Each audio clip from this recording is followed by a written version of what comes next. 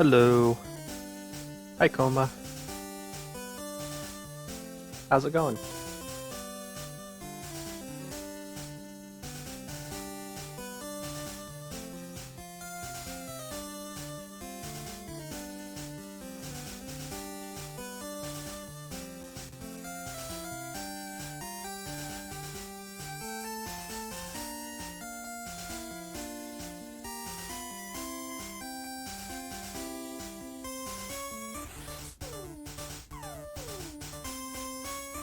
Wrong gameplay?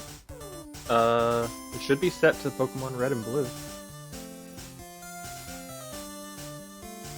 Yeah, Pokemon Red and Blue.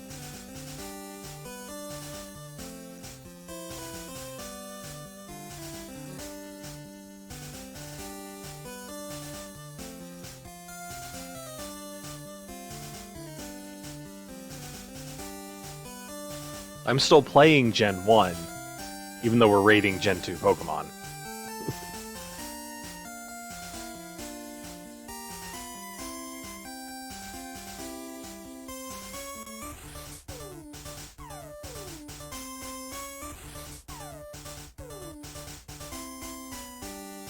Going good, you have to clean your island of weeds. Ah, the never-ending chores of Animal Crossing.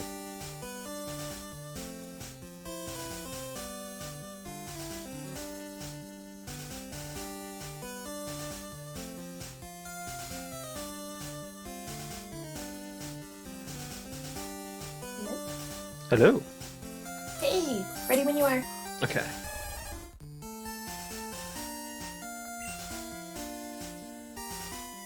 I am good to go.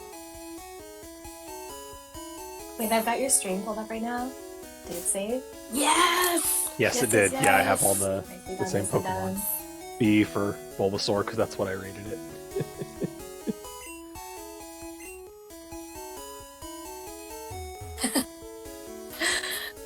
Okay, I've got the sheet open. I might deviate from a lot of what I already wrote down. Yeah, my opinion has changed for for several Pokemon.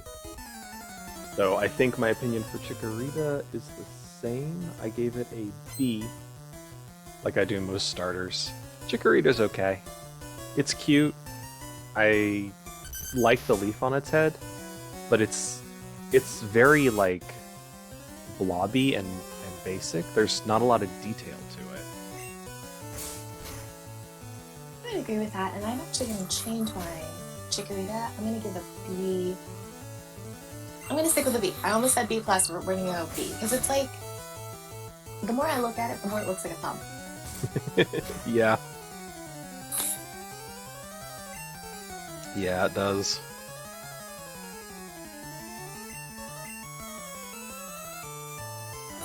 Bayleaf, though, I will stick with A, just because I like the look of Bayleaf, and I always think that Bayleaf is the final evolution, but it's the middle one. It's like, aw, you only get him for, what, 10 levels? No. Uh, 16 levels. 16. Do math better. Alright. Yeah, it really, especially in this picture, looks a lot more like a final evolution. It's very upright. It's got like an assured look on its face. That leaf on its head really, to me, says final evolution. Though I don't like the neck things, which I guess are supposed to be like curled leaves. It's still a B, but they just kind of like, it looks like they were just stuck on there rather than being part of the Pokemon. F for Bayleaf? You don't like Bayleaf? It's rude, Coma. I like Bayleaf a lot. I'm gonna stick with an A. I always like I see what you mean by like the neck leaves. Now they kind of look like green baguettes. But I still like it. It's like very regal, you know, like kings and queens wear the big collars that emphasize their faces. I don't know what I'm saying. But Yeah, no, that's fair. That makes sense. A for Bayleaf. Then we have Meganium. which the only difference between Meganium and Chikorita is it has a flower on its neck and antenna. And I guess it's bigger. Like, this looks like a middle evolution to me. Because there's so little difference between it and Chikorita. I'm actually going to revise this one to a C. I had it as a B before. Whoops, that was Bayleaf that I changed. Change that back. There we go. Because it's boring. I like the flower, but there's just nothing to this Pokemon. Agreed. It looks less like a thumb, but I'm also gonna give it a C. Also, sorry, I don't really have a spot to put chat in here, but it's about our opinions, not chat's opinions. So chat doesn't matter. What is the banana tree Pokemon that Coleman's talking about? Banana tree Pokemon. I like the banana tree Pokemon. That is Tropius. He is grass flying, and he is a banana tree with leaf wings. Up next is the best starter of all generations and all starters, Cyndaquil. S rank for me, straight up. He's adorable. I love the fire. I love everything about him and his evolutions. Cyndaquil's the best. I'm gonna go with A minus just because I don't want to get kicked off. No, I do like Cyndaquil. He's like very cute, right? And it's like, I feel like it's the Charmander concept of like Charmander has the tail always lit. Cyndaquil has like his whole back is on fire, and he's so happy looking. So A minus. Yeah. Koma's gonna get banned.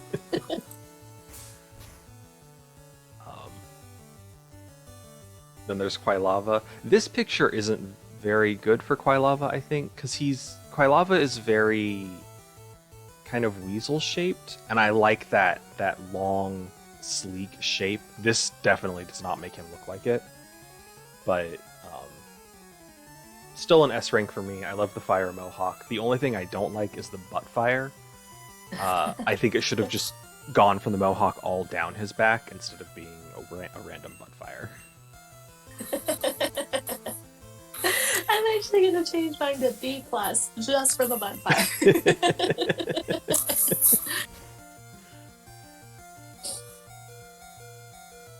Coma's getting way ahead of us. I guess Coma is like, I'm 10 minutes behind, so I'm gonna type in chat ahead so that it shows up at the appropriate times. Yeah. Yeah, I think so. The next one, the final evolution is Typhlosion, right? Mm-hmm. I'm gonna stick with B, maybe even a B minus, just because one time in university when I pulled an all-nighter, I was getting pretty delirious at like 4 or 5 p.m. or a.m. 4 or 5 a.m. and I thought it would be fun and very productive to change everyone in my contacts list to a random Pokemon name, and I changed like the guy I was seeing at the time to Typhlosion, and so like that's one of those things where like I brought it on myself, but this Pokemon is now tainted for me. Yeah, that's fair. But I mean, it's still pretty badass, minus. Yeah, it's definitely still S rank for me. I love the collar of fire now. He no longer has the butt fire. His fur's just shaped weird back there.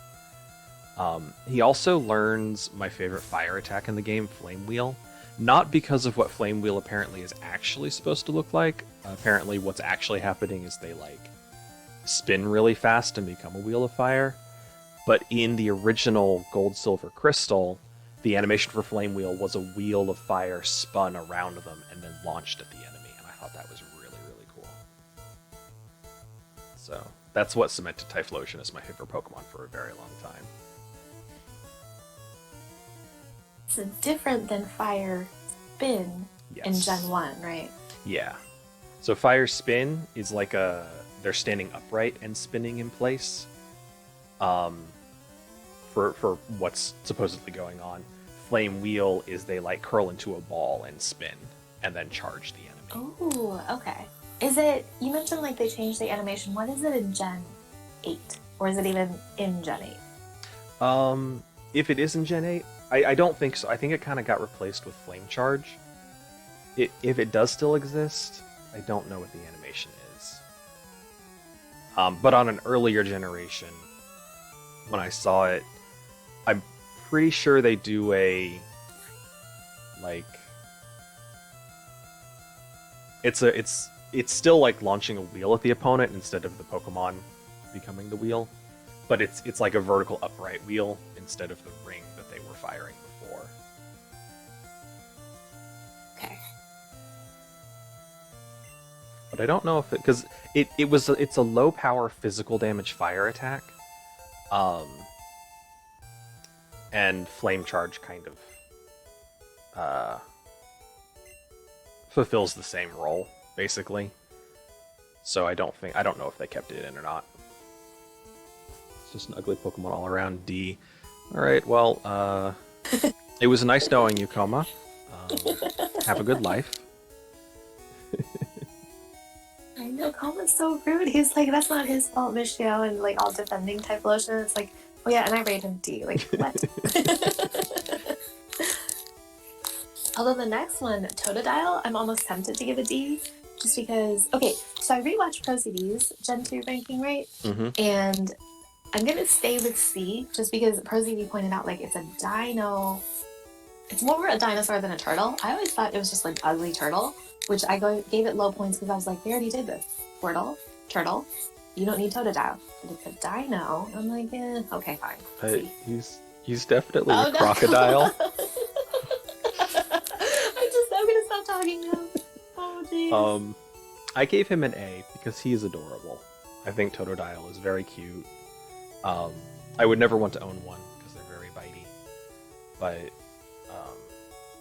I think that he's a very cute starter, and I think that his evolutions, while they make sense, just kind of get uglier. But I always thought like Totodile. I thought he was supposed to be like a crocodile, not a turtle. See, now that you say it, cannot unsee, but A, I'm a terrible gymnast, and B, like the picture that you've got pulled up, he's standing upright, right? And like Mm-hmm. I don't think of crocodiles is standing upright. Can they? I don't think they do, right? No, but turtles can't either. Blair, just get out of here with your good points, okay? Just logic, critical thinking, good points, knowledge of the English language. I know, Coma, I know. Okay, I'm just not that smart. But Totodile's evolution, Crocona, like crocodile. Crocona. Oh, see, cannot unsee. I'm actually going to change this to a B minus. I had C. I'm going to change to B minus because again, Pro CD was like, I don't like this like Flintstone-esque toga outfit that they have him in. And as soon as he pointed that out, I was like, but I like that. That's so like Flintstones vibes, caveman vibes. Here for it. B minus. Yeah, he definitely is meant to look like a caveman. I have no idea why. That seems so random for them to throw in. I give him a B because the thing that I loved about Totodile was the cuteness, and that is just gone from this. He's trying to look cool now, and he doesn't. Fred, that's an appropriate name. Yeah, he's just got that Flintstones toga thing going on, and I don't know why. I also never realized he had that like weird diamond spike on his tail. He doesn't have spikes going all down his back like you'd expect. He's just got one little weird spike on his tail that just looks like it's gonna fall off to me. Do they grow in when he evolves? In 3 sections, yeah. I think he gets like more spikes on his tail. So they like divide into thirds? Well, he starts out, so Totodile doesn't have... Oh, Totodile has spikes on his back and then 1 spike on his tail. And then Crocona has spikes on his head, spikes on his back, and then a bigger but weirdly shaped spike on his tail. Yes. And then for Alligator has 3 clusters of spikes, 1 on his head, 1 on his back, and 1 on his tail.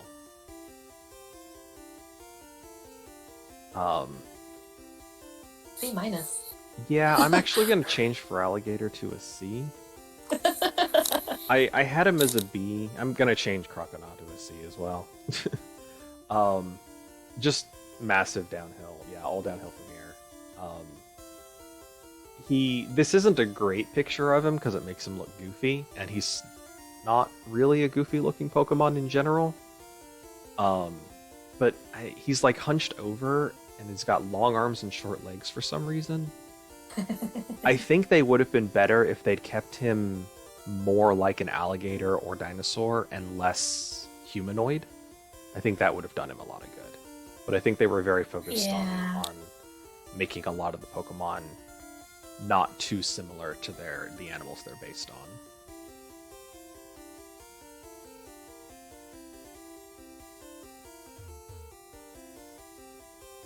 Is Sentret?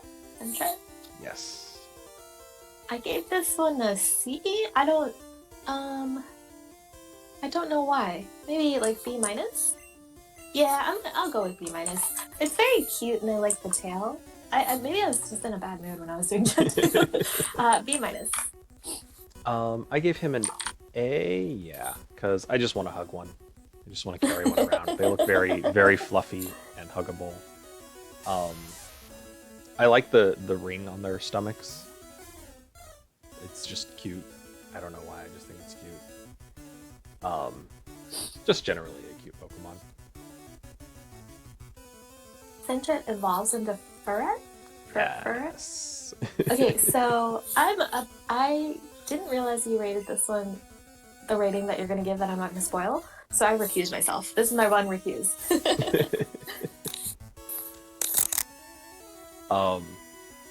Furret is one of my favorite Pokemon. It is S tier. Did I even say S plus or just S tier? Just S tier. You know, it's only the best rating, not the best of the best rating. But yeah, no, I love Furrets. I didn't really appreciate them when I first played Gen 2, but in future games when we got like a better visual of them, I just fell in love with them. I think it was Gen 6 where we finally got the first 3D model that I was like, oh, Furret's amazing. I want 50 of them, please. Plus the plushie, the almost 6-foot plushie. That, like, the plushie gets an S. Yeah, that's another thing is Furrets are exactly the same length as I am tall. And I like that. We gotta get you the one from the Pokemon Center. Either we should place a relatively cheap bet because the plushie is very expensive. I was gonna say we should bet 2 cents to see if it comes back in stock on PokemonCenter.com. Not #not spawn. If it comes back in stock online, or like if either me and Mr. Michio, you, or Mr. Michio's sister make it to Japan first. You know what I mean? Like, who's gonna get it first? Yeah, I need to make a habit of checking Pokemon Center website to see when it comes back in stock. I would say you could put a post-it note on your monitor, but you probably just ignore it. Yeah, almost certainly. I in fact would likely get annoyed at the post-it note and take it off at some point because I wanted to see whatever was behind it. Can I have 50 Furrets in Pokemon? Let's hope that never comes to pass. Don't put that evil into this world. Next up is Hoot Hoot, which I stand by my rating of C-. Just not a fan. I don't think I like bird Pokemon. This one looks like it went with eye makeup. Just not a fan. I like Hoot Hoots. I gave it a B. I like they tilt their heads to tell the time of day, even though that doesn't really make sense because their eyebrows can't move enough like the hands of a clock to actually match that. But I like the idea of that, like, you know, a few times a day they tilt their heads to match the clock for a minute or two. That's Nard's favorite Pokemon. Yeah, so Noctowl is Nard's favorite Pokemon. The red eyes are creepy, and I do agree with the eye makeup is a little ridiculous. I do appreciate that they finally resolved the debate that was pointless that people had about whether Hoot Hoot had one or two legs. The Pokedex always said it had two legs from the start. It just only ever stands on one. But now that we have the 3D model, some of its attacks, you can see both of its legs. Wait, so you're saying in this picture that we're looking at, it's standing on one leg, which has 4 toes. Is the other leg just like hidden? Like, Yeah. is he kicking it up behind him? It's up inside. So he's not actually. His body isn't actually shaped like a circle like that. That's just his feathers and fluff. So he's got his other leg hidden up in the feathers and fluff. So, like, if you think about how, like, flamingos stand with, like, one leg and then the other one's, like, kind of curled up, Mm-hmm. you think if they were covered in fluff, you wouldn't be able to say, oh, okay. Yeah, I mean, their legs are pretty long, but yeah, kind of that idea. Yeah, I won't go so far as a D for Hoot Hoot, but even with that new knowledge, C minus minus. um, and then Knocked Owl. Yeah, I gave it a C. It's an owl. It just looks like an owl. It doesn't even look like even the eyebrow thing going on. It just kind of looks like an owl. It's just a cartoony great horned owl. Agree with C.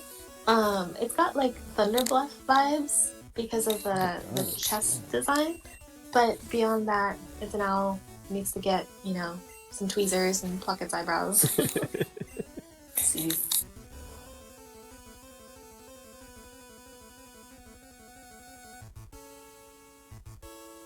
Owl with a unibrow. Ladybug, I gave it a C. It's cute, but it's a ladybug with fists instead of feet. Okay, I'm gonna revise all of these to just straight D's. Again, I was watching Crazy U stream, and I think he was a lot more positive than I was, and I was just like, how could you rate him that high? Like, no, I'm gonna go with D. I don't like bugs. That's fair. Koma and I almost agree. Oh my gosh. When we if we get to a Pokemon that all 3 of us agree on, we have to like open some champagne or something.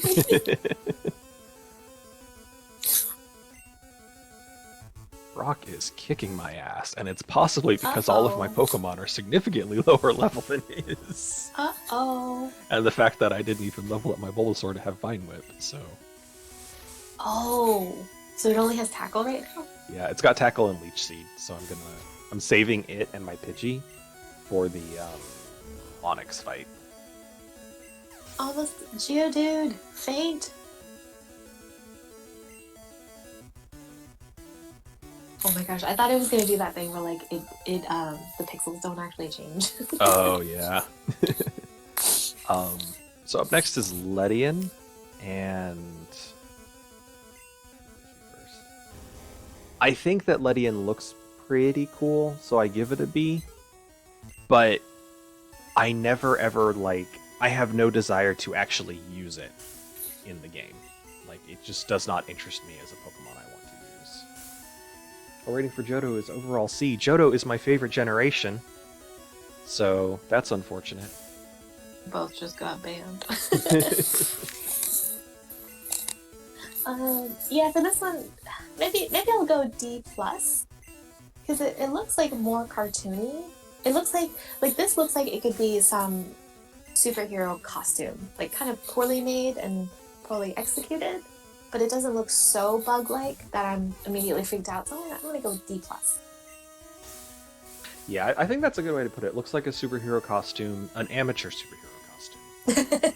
Yes. It looks like someone who gained some superpowers, like in the original Spider-Man movies. His wrestling outfit. That's kind of like what's going on. Then we have Spinarak. Everyone loves spiders. Yeah, I gave it a C. It's a spider. It has a face on its back and a horn, but it's a spider. And I'm gonna go D plus just because it's green, but D spider.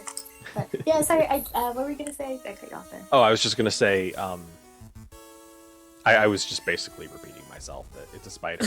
There's nothing really interesting about it.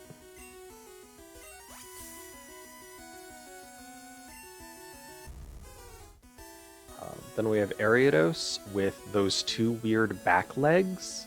I hate those, and I'm actually revising this to a D because I just hate those back legs. But leg? Okay, now I cannot unsee. Yeah. Because the thing is, like, if you look at Spinnerack, it's got 6 legs. Then you go to Ariados, it's got 4 legs, and then the 2 things on its back that are colored the same as its legs. So they're like, it's just got legs sticking out of its back. It's very uncomfortable to look at. I don't like it. Yeah. Without like thinking about it too hard, I would just assume their back antenna, which is not much better. But now it's even worse. Yeah, I'm gonna stick with D. D. Look at this! Did we all 3 rate it D? Oh my gosh, we gotta get some champagne. You know what would be real? Like you have to get like the what is it? Like the 50-year-old aged champagne. If we can all agree on a Pokemon that's, I want to say S, but that might be too lofty a goal. So A.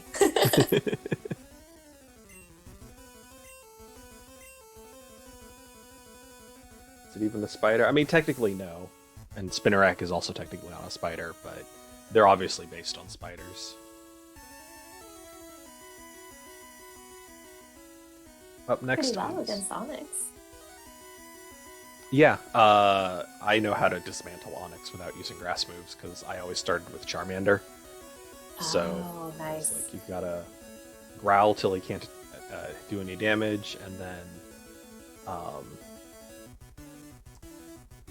sand attack until he can't hit you. And then whenever he uses Bide, try not to use Tackle. But he's faster than me, so he used Bide first. The straps, dang. Crobat, hopefully he'll still miss, but I'm not sure if Bide can miss. Yeah, I don't think Bide can miss, but thankfully my Tackle only does 1 damage, so his Bide only does 2. Crobat, I like Crobat a lot, and it was one of my main 6 Pokemon that I played Crystal with, but it's not quite an S tier. I like it as just it's A plus. It's a very good design. I like the 4 wings, and I like that Golbat gets an evolution that isn't horrible, and gets rid of the mouth problem. I was just thinking that Crobat can close his mouth. Yes. About time. A plus for Crobat. So, okay, quick side question here. For, like, Pokemon that we have no, like, opinion about or, like, are neutral towards, should we stick with C or go, like, B minus? C almost seems kind of too mean. It's like, I really have no opinion. I go with C for if it's just, right. It's a Pokemon. Alright, with that rating in mind, or that explanation in mind, I'm gonna go with C. It's like, I don't dislike Crobat with the same intensity as Zubat, but it's like I don't know if Crobat would be in my party. Nice Boulder Badge, nice Boulder Badge. Thank you.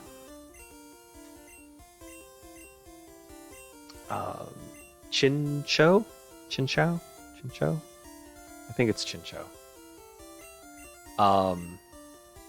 This isn't the best picture of it, but I think Chinchou is very, very cute. Shut up, Brock. No one cares. I gave it also an A+, because, as I put in the thing there, I love this little guy. He's just very cute. I would, if I had an aquarium and Chinchou was an actual creature, I would probably have one in an aquarium. I'm gonna say C, just because I agree that the design is very cute, but the eyes kind of freak me out a little bit. You know, in this picture specifically, they look like X's, which is like, are you okay, buddy? I know they're really supposed to be like plus, more like pluses than X's, right? Yeah. Yeah, I think stick with C.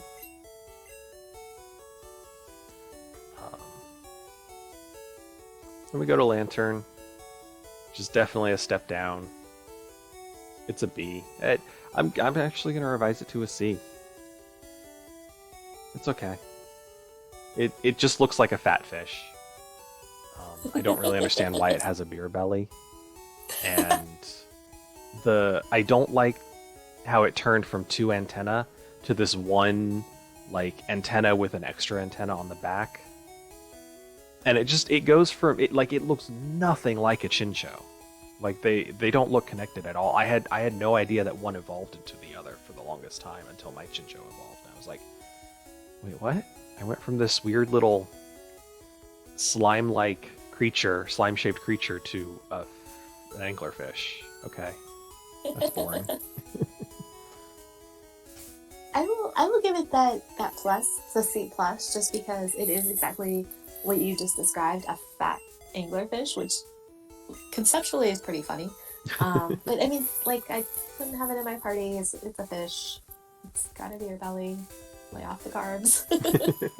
C plus.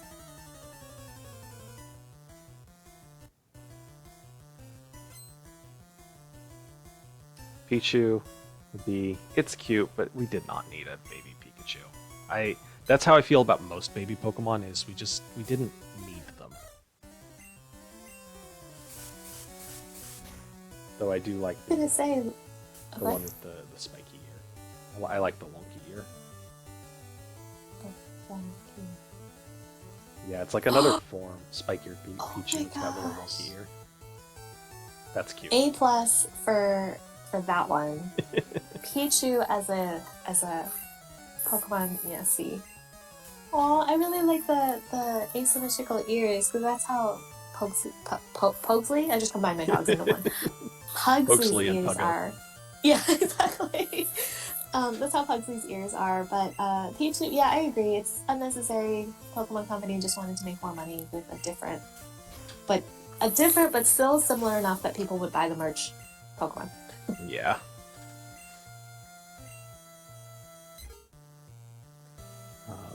Oh yeah, I have the exact same.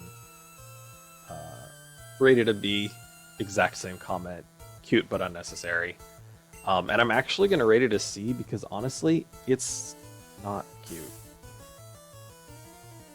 I don't find Cleffa very cute at all.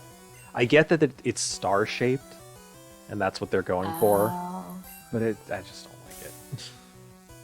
Yeah, I think I'm gonna go with C plus. Like the picture makes it cute, but I remember disliking Clefairy, and I dislike that I guess it's the ears are not pink like the rest of it. Like, it seems like, I don't know, it's almost got like Hershey's Kisses for ears.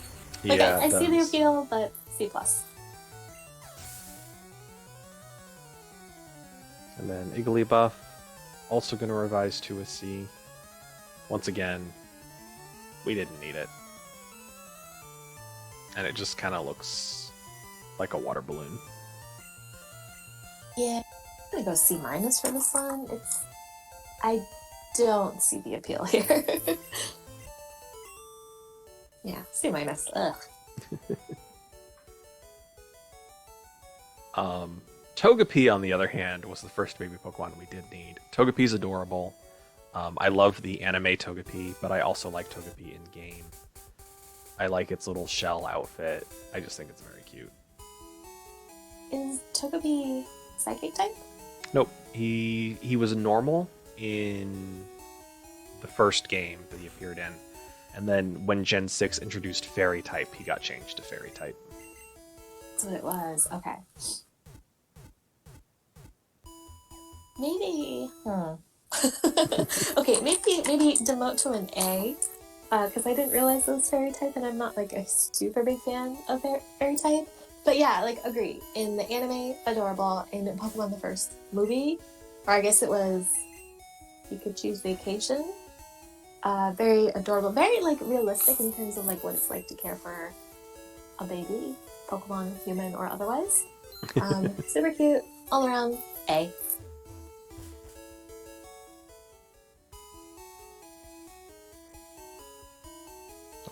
There it goes. Took that a minute. Togetic is a downgrade to me. Um, I don't really like its body shape. I like it, it's still very clearly like it looks like an evolution of Togepi, but it looks like an evolution two forms away. Like I feel like we should have maybe had a middle evolution, and I don't like its body shape. Are those wings? Can he fly? Yeah, he's fairy flying.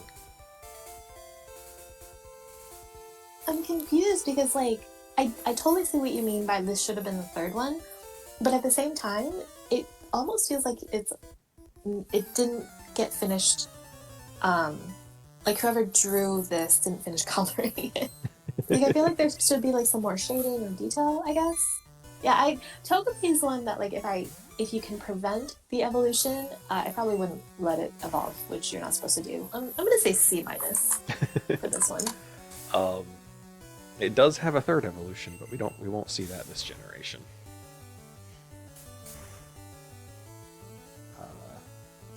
But yeah, it's such a step down. Wasted potential.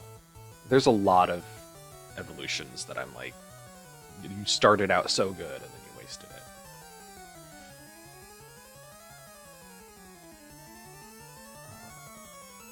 Natu, I like. Here you gotta feed puppos and yourself. Alrighty. Natu, I like. It's a very simple design. It's a ball with tiny wings and a beak. It's like if you took all of the elements that make something a bird and stuck them onto a green ball, that's what Natu is. But I like that. I think that he's a very cute. He's a very good first evolution. Almost kind of like a Digimon first evolution. How they kind of feel like an amalgamation of important parts on a very simple frame. I gave him a B? Yes, but a good B. I'm actually going to say B plus because he is definitely better than Togepi. I was just gonna say like a B plus. Yeah, I'm gonna revise mine from because I originally had D. Both you and Posey D had the description of like green ball, tennis ball, but it's a bird, and that is very conceptually funny to me. I like this not to as a Pokemon wing, but like tennis ball with a beak and wings. Yeah, okay, I'm here for it. See.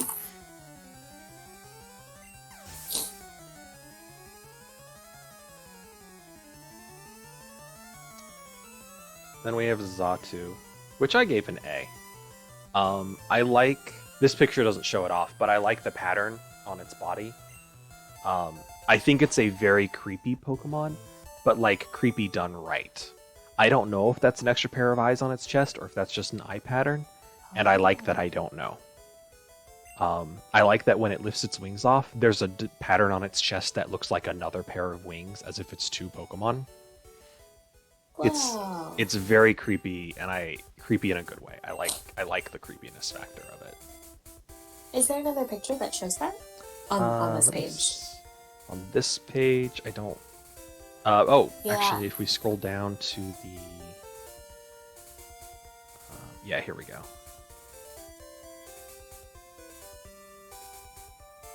Oh my god, that's tiny.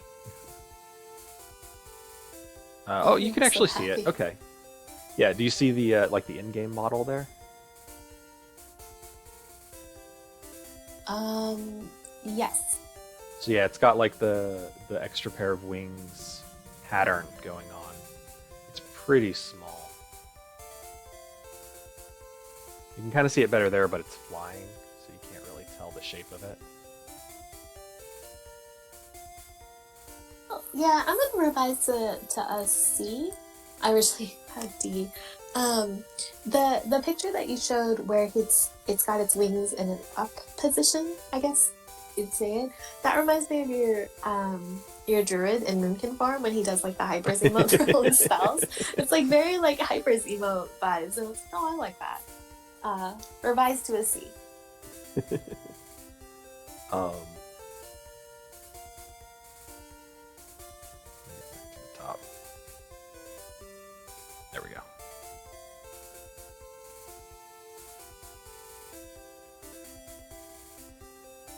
And then married. I gave Mareep an A. Oh, right, yeah. I gave Mareep an A. It's very cute. I like uh, the Do Androids Dream of Electric Sheep reference. It's an electric sheep. I like that. I like the little ball on its tail. I think it's a very cute design that's like, it's very obviously a sheep, but at no point would you ever mistake it for just a sheep. You look at that and go, that's not like a regular sheep. The same cannot be said for Pokemon like, Rattata or Pidgey. Rattata's purple though, right? Or is that just the cartoon color? You know what I mean? Yeah, I guess they're kind of a pinkish purple. So I guess not really a natural color, but I feel like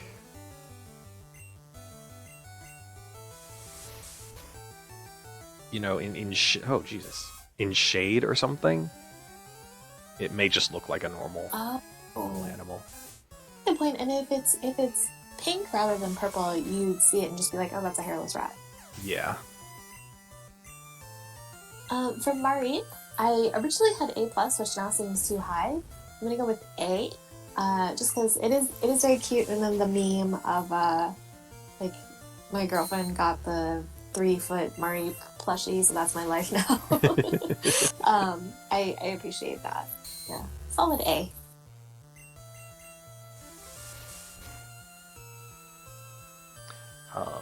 Flaffy is a step down.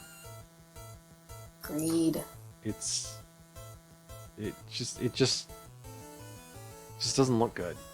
In fact, I'm gonna go ahead. I had it A, B, C for these spoilers for my last one.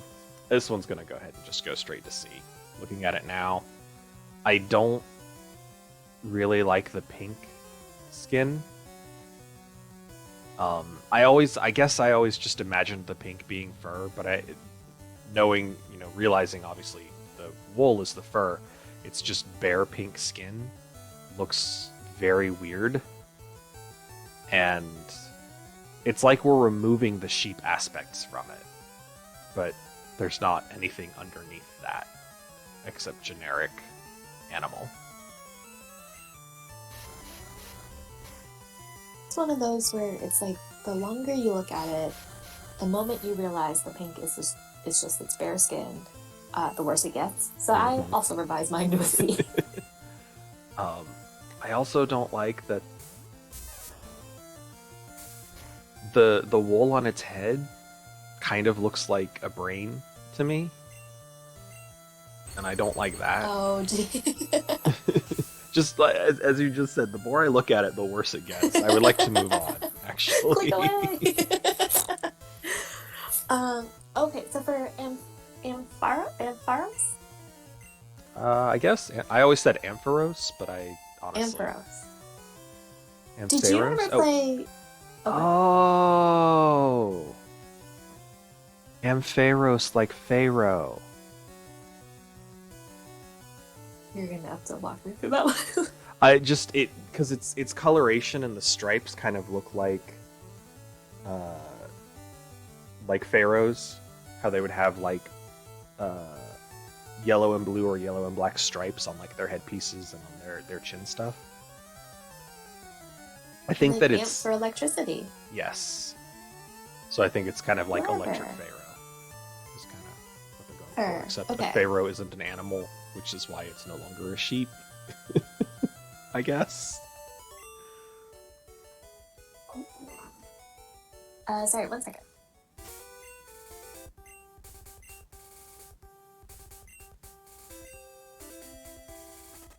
Okay, did you ever play Pokemon Shuffle? I think I'm going to ask this every stream. No, I never played that. So I think I realized that like the evolution of the Pokemon games I know is like first gen Pokemon Stadium because my neighbor had it, blah blah blah. Pokemon Shuffle because it came out for both mobile and DS as free, right? And then like Gen 8. So I actually know Ampharos from Pokemon Shuffle, and is there a Mega Evolution? Was that Gen 2 or did that come later? There is a Mega Evolution. It's not from Gen 2. Mega Evolutions came out in Gen 6. But yeah, they're on stream now. You can see the Mega Evolution with its like yes cloud Fabio hair. Yeah. Um, Pokemon Shuffle, I really liked Mega Ampharos. It helped me win a lot of puzzles. So A. Also, I like that it's yellow. A. Looking at Mega Ampharos, I actually would be more okay with that as the final evolution than regular Ampharos. Because it still has the sheep wool. It's just, cloud hair now. And I think that that's better. Because there is nothing, like, the first Pokemon, Mareep, is literally a sheep. There is nothing about Ampharos that has anything to do with any sheep in existence. It's got flippers for hands. True. It stands up on its hind legs and is shaped like a dinosaur. Like, it's not at all sheep related. But Mega Ampharos, you could still see, it's still got the wool. It's like a sheep god or something.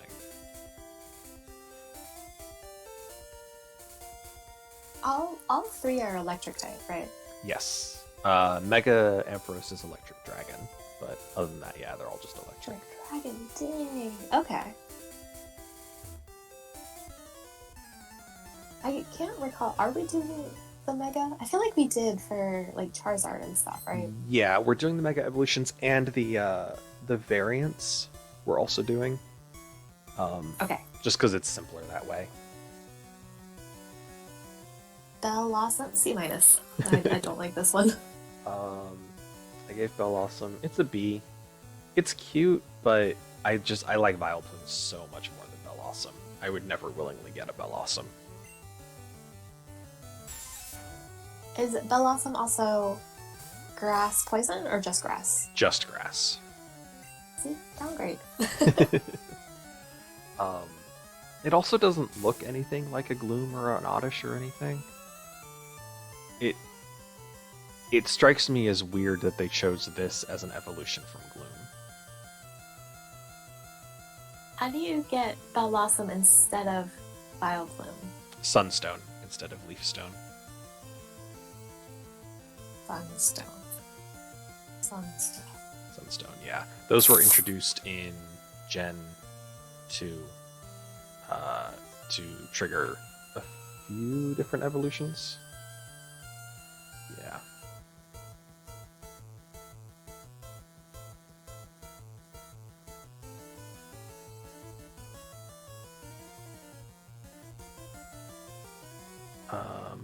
Then we have Meryl. It's a water Pikachu. You give it a B because it's kind of cute, but it's a water Pikachu. Yeah, I'm gonna upgrade to a B- because it is very cute. And then I remember when this came out, but like not officially, and it didn't like have the name yet. People called it Pika Blue. Yeah, I remember that. This would have been middle school, high school, middle school for us, right? Mm-hmm. And I was dumb enough that I like in my head it was Pika Blue, and then when it came out it was Meryl. I was like, no, that's a different Pokemon. B-, yeah.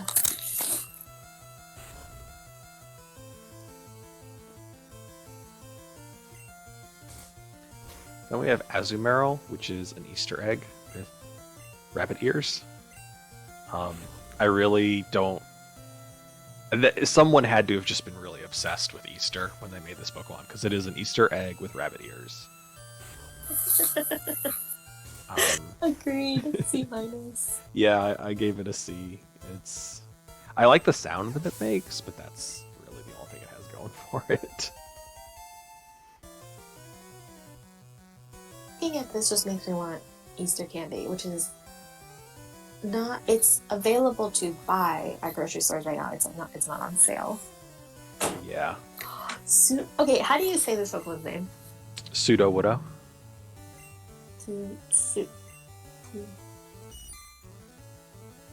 Oh, okay. As in fake wood, like, Pseudopod is fake foot, Pseudo-Widow is fake wood.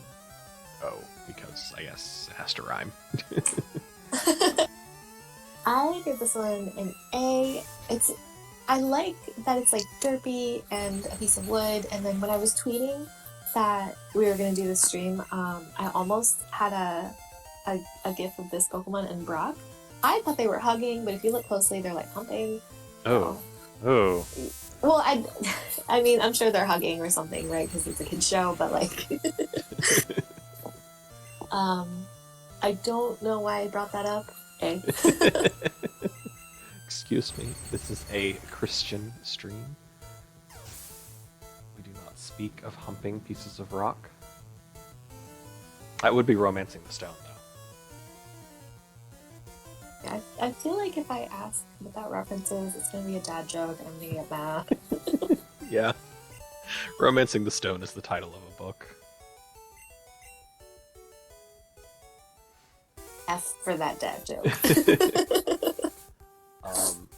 I gave Sudowoodo a B. It's all right. I like the that it pretends to be a tree and it's actually a rock Pokemon. Confused the hell out of me as a kid. I definitely fell for it. I straight up, I was like trying to use fire on it. I was trying to use my Quilava. I was like, this doesn't what? Wait, it's not grass type. What is this thing? And then I caught it. I was like, it's a rock. Why? I like also that like it's very obviously not a tree, but people are fooled by it constantly in the games, and I just like to think that people in the Pokemon universe are just really bad at observation. Yeah, yeah. Even though you just said you said it's rock type, or is it rock ground? Just rock type. It's rock type. Yeah, like you said it. I'm talking about it now. Check back tomorrow, and we'll be like, oh yeah, it's grass type, right?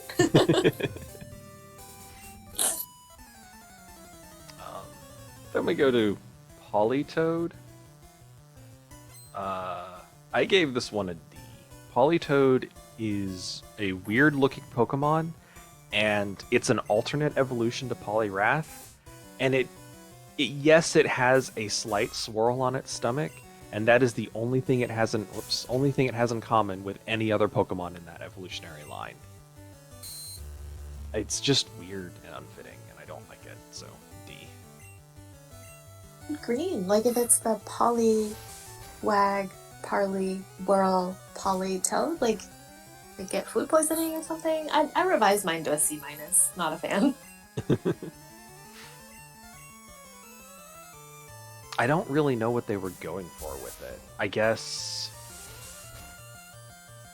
fairy tale kind of frog thing going on. But I don't know. I don't really get it. That was the case. They missed the mark a bit. Then we have Hoppip. I'm not particularly fond of this line, but I give it a C just for the fact that their names are Hop, Skip, and Jump. So, Hoppip gets a C. I only know Hoppip from Pokemon Go. I remember thinking it was cute and that it was easy to catch. Now I know why, because it's the first evolution. B minus.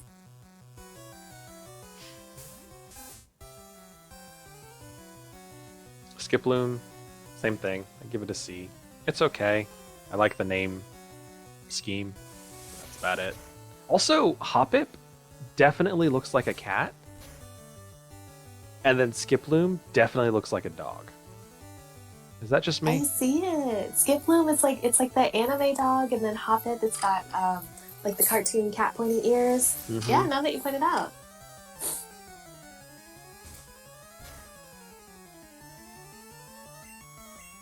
I have no opinions about this one. C. I mean, it's green, so like C, half a plus. C 0.5. C 0.5 plus, yeah. And utterly forgettable. Yeah. I gave Jumpluff a B. But the more I look at it, the more I think C is appropriate. Again, I like the names. Hoppip, Skiploom, Jumpluff. But I don't like that it has a tail and or third foot going on back there. Oh, jeez. Would not have noticed. I think that's the part that bothers me the most, the tail and or third foot. I really don't think I've seen this in any of the games that I played. Granted, that's not that many, but like wait, I know this. X and Y was Gen 5? Gen 6. Gosh, darn it. Okay. Okay. In Gen 6, I don't think I saw it in Auras, Omega Ruby Alpha Sapphire. I don't think I saw it. Definitely not in Gen 1, obviously. I don't think I saw it in like Pokemon Go or Pokemon Shuffle. So I'm like, this is a new Pokemon. I have no opinions about it. Maybe C- because of the weird foot tail. But otherwise, new Pokemon. Yeah, I don't think it's been in many generations, and if it is, it's usually early on and fairly weak. It's a final evolution, but it's a fairly weak one. Oh, so like no one's gonna take the time to like evolve their Hoppip all the way to the Yeah. end. Plus, Hoppip is like Magikarp in that it can only learn Splash. Oh no! So you have to wait till you get a Skiploom before it learns any. I think it learns Splash and Synthesis, which great. It's not going to die, but it can't do any damage. So you have to get a Skiploom before it's even useful, and then it's still fairly weak, and then you get a Jumpluff, and it's still fairly weak.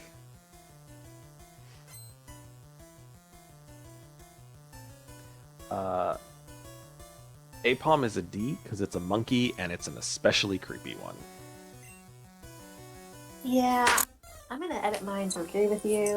D. No, thank you. I don't. The hand tail. It would be better if it were actually a hand and not that weird, like, if you blow into a glove, but the glove only had three fingers thing. And That's exactly it, yeah. The face is so unnecessary. You did not need to have that smile. Do you know the SpongeBob episode where they go to Glove Land or Glove World or whatever, and then like the rest of the episode is SpongeBob is stuck in darkness?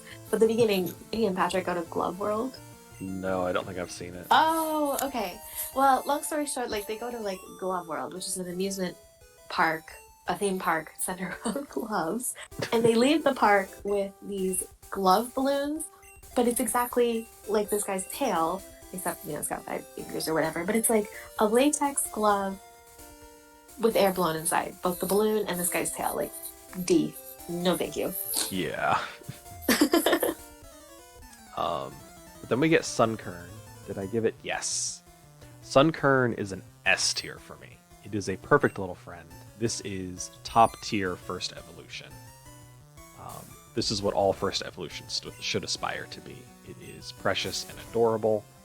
It makes no sense, sure, but I love it a lot. It's very, very cute. See, for me, this is one of those times that's like fruit, good, cake, great, fruit cake, messy crap.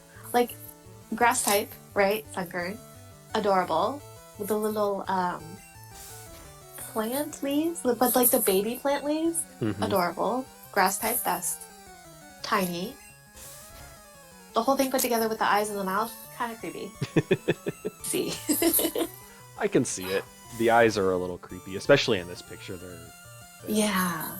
Not great. But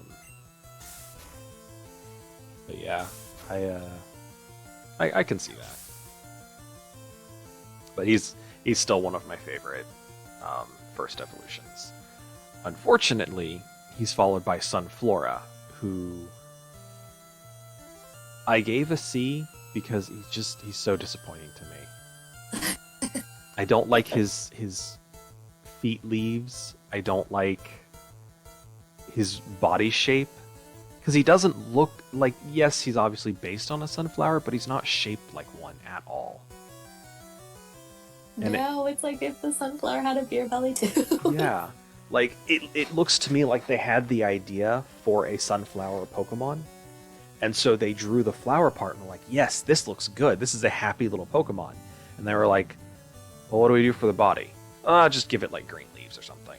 Give it a blob with leaves and feet. The thing is, though, they could have done the bell sprout route, right? Where, like, the body, quote-unquote, and the arms and legs are more plant-like, but instead this one is... That's a trend that I've started to notice here with the Gen 2 Pokemon, it's like they went more humanoid than necessary. Yeah. Yeah, I'm seeing that trend too. It's But, unfortunate. did you ever play Cuphead? I have not played it, but I've watched a lot of people play it. I know Okay, exactly same. which boss you're talking about. Yeah, same. I've never played it. I don't think I ever could play it. But it's got Cuphead vibes, so like points for that. Hmm. Did I just delete my rating? You okay? Yeah, it's still C. Yeah. Oh, I like pocket dial typed something into the sheet, so I was like a 0. That's not a rating. I don't know. There's a couple Pokemon that I'd rate 0. We've got one coming up in this, yeah, in this gen that I would like to rate a 0. That's actually not too far off. All right, let's go. C for Sunflower. Yes. Yanma by itself, I'm not really fond of. It's a bug type that is especially buggy. Its little like pincher feet I don't like, and it's one of the few bug types that actually has a bug mouth. However, I am a big fan of dragonflies, so that saves it and puts it at A for me, just because I love dragonflies so much. Is is the evolution in a different gen? Yes, its evolution is in Gen 4. That's what it is. Okay. Yeah, then I said I'm gonna say C minus because you're right. I do like dragonflies from Animal Crossing, but the color scheme of this one, it's like too bold. Or no, that's not the word I'm looking for. Too many primary colors, but that's not accurate either. Too red. Final answer.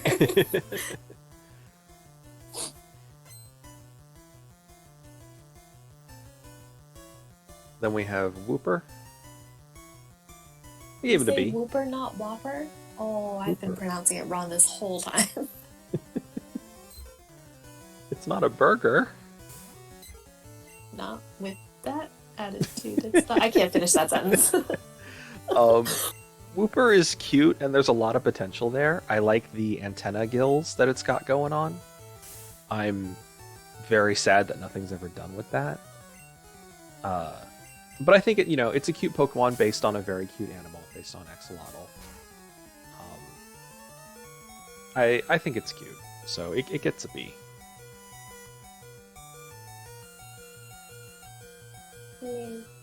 Yeah, agree. I think I have a B minus. I would say the only thing preventing it from being a C is the Wi-Fi signal in the belly. So B minus. The Wi-Fi signal icon drawing waves. I pattern. didn't even catch that, but yeah, that's exactly what that is. See, like so much potential there for like a water electric Pokemon or some kind of like sound based or radio waves based Yeah. Pokemon. And instead we get Quagsire, who is a giant derp and gets a C. Wait, both Whopper and Quagsire are strictly water type? They are water ground. Water ground? Yeah. What? It's weak against itself? It's because of the water type, it's not actually weak against itself. In fact, water ground is such a good type combination, it has only one weakness, grass. Water ground.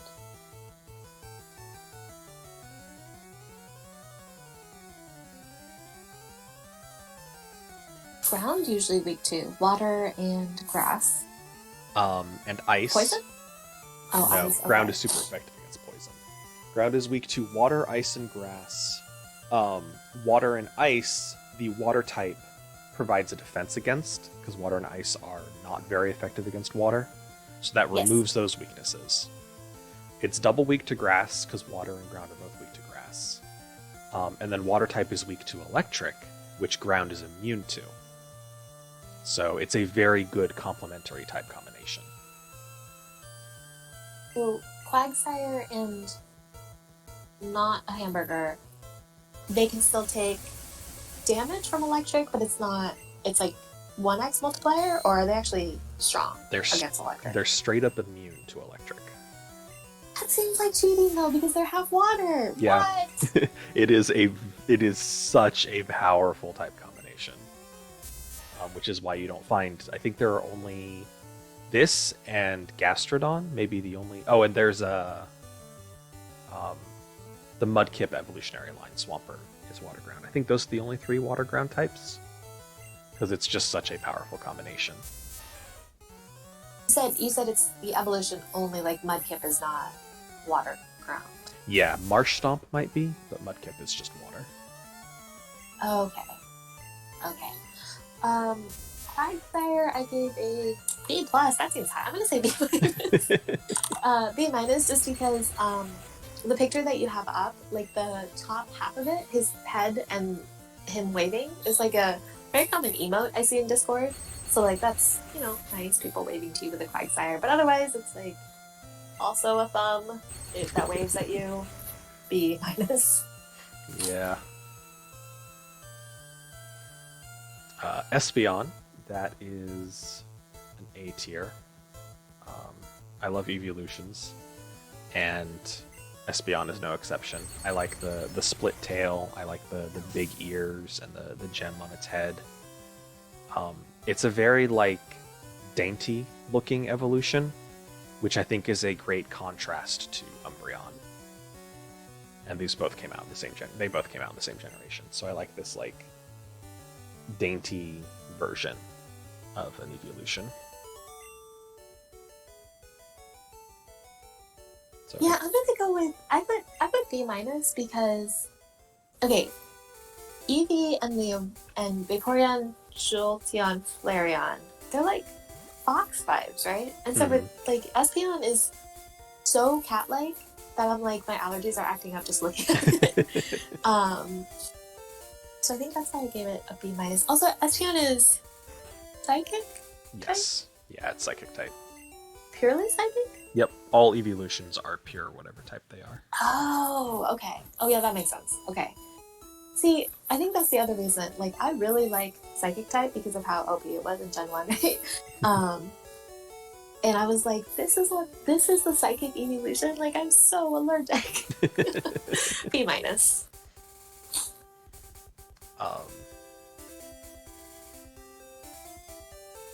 Then we get Umbreon, which is very sturdy looking in comparison. This looks like Espeon looks like the kind of cat that would lay on your lap or on your bed and just sleep all day, every day.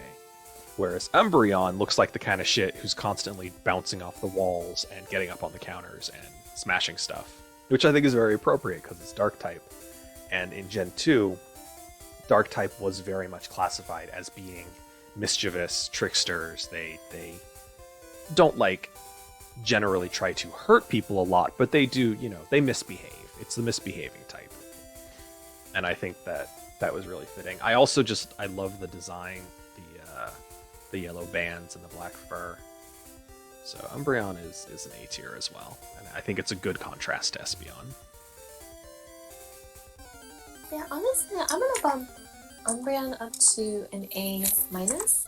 I do like Dark type, I think. Not that I'm very familiar with it. Black and yellow, classic color combo. And yeah, this one looks less like a cat, so I'm less allergic. Yeah, this one keeps the fox appearance a lot better. Exactly. Yeah. A minus. Yeah, A minus. Also, side note, it's one of my favorite shiny versions. It has blue instead of pale blue instead of yellow, and it's I think that's really pretty. Ooh, does it show the shiny? I can't really show that well with the screen region. Let me see. Oh yeah, here you go. The Jigglypuff. Oh yeah, I figured I would. I'll get a higher level one. But yeah, you can see the blue, like the robin's egg blue instead of the yellow. I think that's a really nice color combo. That was my university school colors, so C.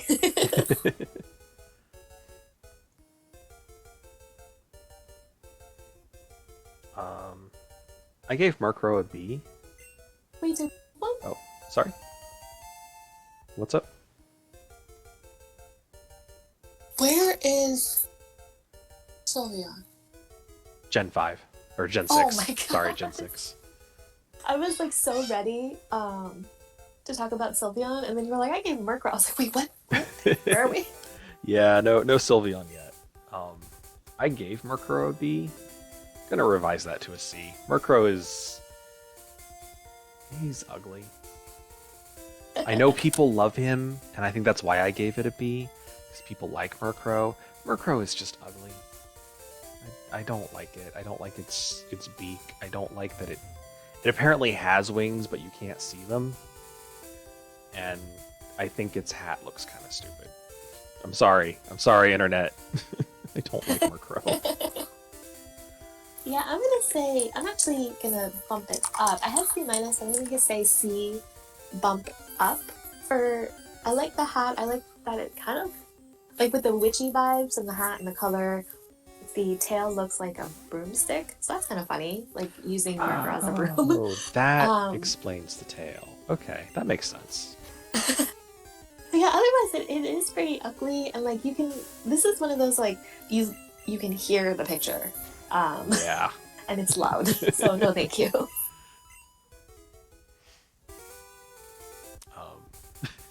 Slow King.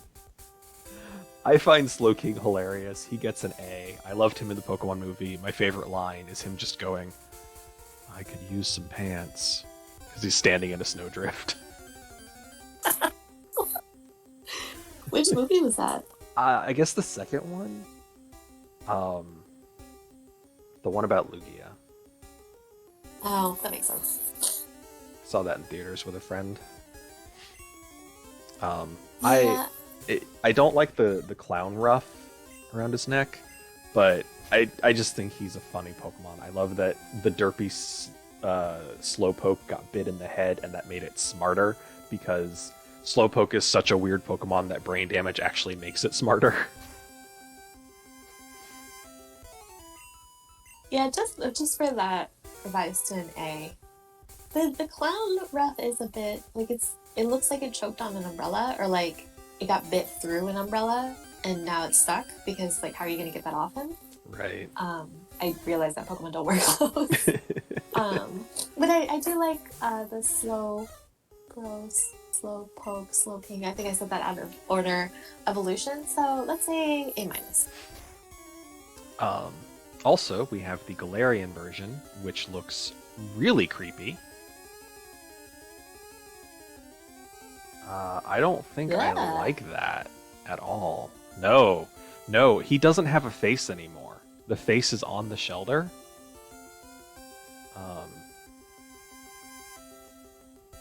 I wish I could make that show up, but I can't. Are either of those Pokemon okay?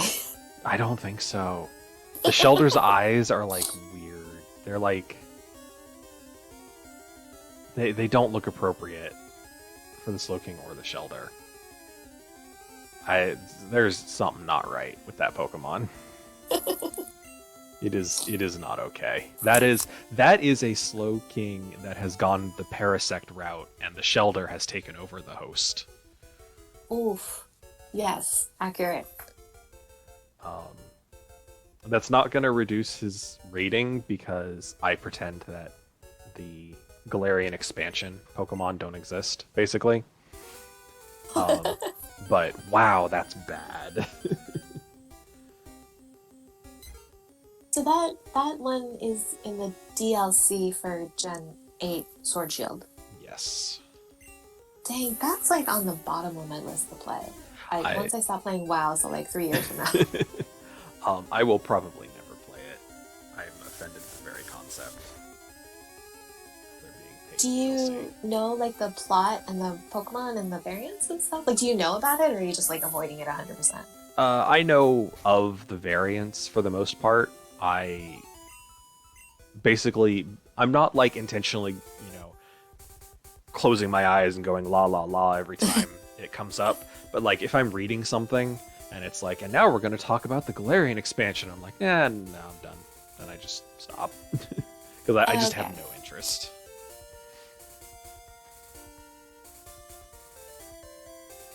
Yeah. I would give the Galarian Slowking probably like a D plus, but sticking with like thinking of them as separate Pokemon, which because like this one can still see. A minus. Yes. um, then we have Misdreavus, which is we gave it a B. It's cute. This looks like a Studio Ghibli, however you pronounce it, creature. This looks like something we'd see in Spirited Away or in Ponyo or something. It's very cute. Which this is the first ghost type that has been, to me at least, like cute. Oh, there we go. It's still kind of creepy, especially if you think about, like, you know, it doesn't really have a body. It's just kind of a floating head. But I don't know. I like it, so it gets a B.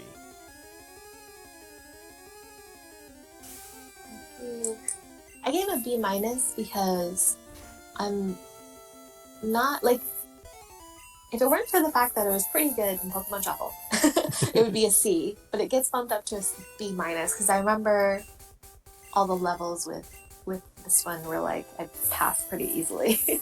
You said it's purely ghost type? Yep. Oh yeah, it's the first pure ghost type too, because all of the Ghastly line were ghost poison. Gen 1 was the Ghastly line the only ghost Pokemon? Yep. Ghastly, Haunter, and Gengar were the only ghosts in the game. The only ghost types in the game. Technically, Cubone's mom, the Marowak that you fight in the tower, was a ghost. Yes.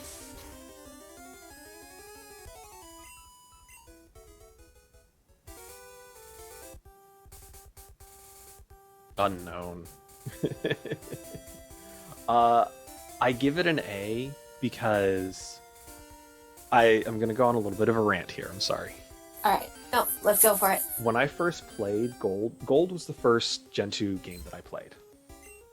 And when I encountered the unknown and the ruins that they were in and the creepy music and there was like writing on the walls that was the shape of the Pokemon and there was just like no explanation, the air of mystery was so good. I loved it. I loved everything about the unknown. They became my favorite Pokemon after Typhlosion. And then Crystal version came out, and there was a little bit more about the unknown. And so I always felt when I played through Crystal and did everything that I could, I never like caught all of them. But I always thought that there was like some answer to the mystery of what they were, where they came from, and what they were doing. And so I that kept me interested in them. And then I found out that there is no answer. Like that was it. They never explained where they came from, why they look like letters. The whole point of the mystery was to have the mystery. There was never a solution or answer, and that very much disappoints me because they built it up as this whole big thing and it wasn't anything. So I still like the unknowns. I like that they're shaped like letters. I like that they're all but useless in combat, but still there's a reason to collect them beyond the first one for Pokedex. They were the first Pokemon to have forms because they had all the different letters. So they get an A, but I'm still salty about the disappointment. Okay, so I have a couple of questions there because do they only show up in Gen 2? Because I feel like in Gen 6, which was XY, and 8, like you don't see them, right? There was another generation that you could catch unknowns in the wild in. I don't remember which one. But there was another generation that you could do that. Okay. So then that leads into my second question. You're telling me that if you catch all 26 letters, nothing happens? Nope. Not a damn thing. Table flip. Oh, actually, in Heart Gold Soul Silver, they added an exclamation mark and a question point. Or a question mark? Exclamation point and question mark. And um, if you catch all 26 of the letters, then those start appearing in the mix, and you can catch those as well. And that's it. Hope you enjoyed it. That's your reward is 2 more ones to catch. It's like climactic. Yeah. Okay. So, I'm gonna say B plus just for that alone.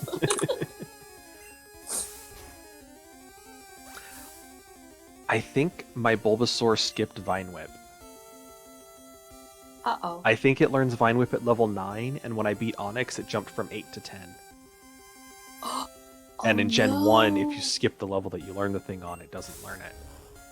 Oh no!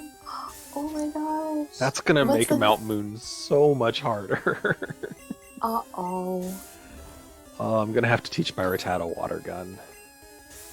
You can do that? Yeah, there's a TM for Water Gun right in the entrance of Mount Moon. And I'm going to get it right now, and you can teach it to Rattata. Can teach it to Rattata. Yep. That makes sense. All right.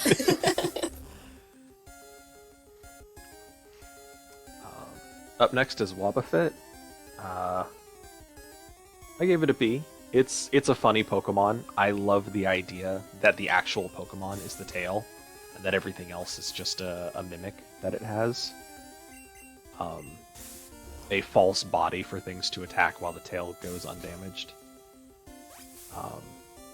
But it's not. I hate the way that it plays in game. I don't think it's a very fun Pokemon to use or play against. So that knocks it down to a B. Is it water type or water and something else? It is pure Psychic type. Wow, 0 out of 10. Okay.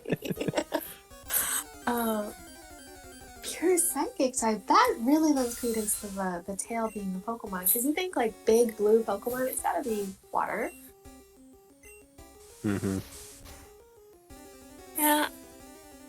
Okay. If that's, I'm gonna say C just for the sheer confusion. It's like the Pseudo-Woodo Part 2 confusion. Oh, I should have caught that Geodude. Oh well. Girafarig. Girafarig gets a C. It's I see what they were trying to do, but they didn't do a good job. It's ugly and stupid looking to me, and oh, did I already have Water Gun? I think Water Gun's the bottom one. There we go.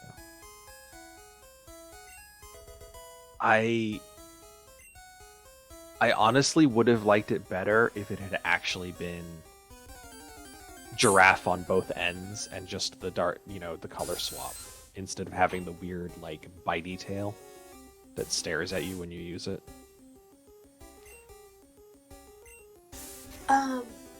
Supposedly he called that a Chain Chomp from right? From Mario. Super Mario. I was like, if that was intentional, which I honestly don't even know at this point.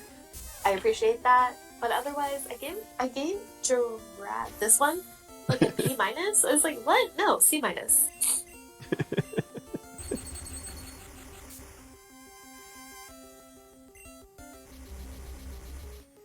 Oh, I see that you are up against the Zubat infestation. Good luck.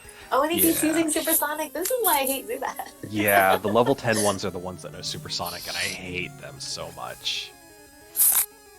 Up next is Pineco, and I love how angry it looks. I don't think it's actually angry. I think that's just the eyes peeking out from the Pinecone. But I love how completely furious it looks, but it has no limbs or means of transportation. I like that useless anger because it can't do anything. See, looking at this picture, I'm like, I don't see the anger. I just see cross-eyed derp. Let me look up other pictures.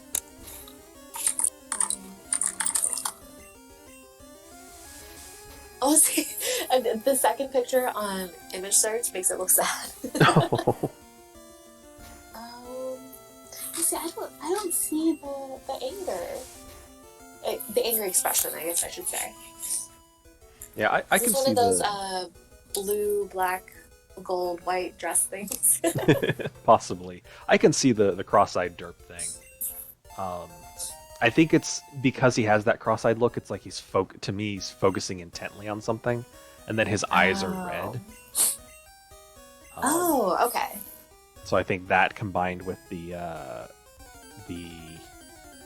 pinecone kind of, sort of to me, giving him kind of angry eyes, like angry eyebrows, sort of. But yeah, I definitely see the cross-eyed derp going on. What did I give him? I gave him a C. He's funny, but like, it's a green pine cone with eyes. What type is it? He is bug type because he is technically a bagworm. What? Maybe that's why I originally gave it a D. I had D and I bumped it up to C minus because I was like, D's kind of like, it's not so egregious, but I'll stay with C minus. I don't like bug type, but it's like this is a pine cone. Like, come on. Then we have Fortress, which is definitely not a bagworm. That's definitely a giant clam, but sure, if they want to call it a bagworm. I like Fortress because while he doesn't really make sense, because how does he move or do anything? He is a fortress. He has massively high defensive stats. He is very hard to kill unless you use fire, because he's double weak to fire. He is just a sturdy tank of a Pokemon, and I like that, so I give him an A. Is Fortress also bug type? Yes, he is Bug Steel, so he's double weak to fire. Ooh. Okay.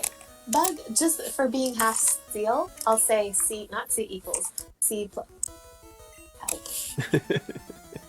C plus. Somehow I opened up a new tab when I tried to fix that. Oh, Control Plus, I think, opens a tab. That might have been what happened. Really? Yeah.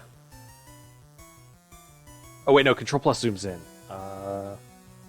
But something plus does open a new tab. Yeah. Okay. C plus for Fortress for being half steel. Otherwise, like, I really have no opinion. Probably wouldn't put it on my team. The more I look at it, the creepier it gets. So C plus before I demote it back down.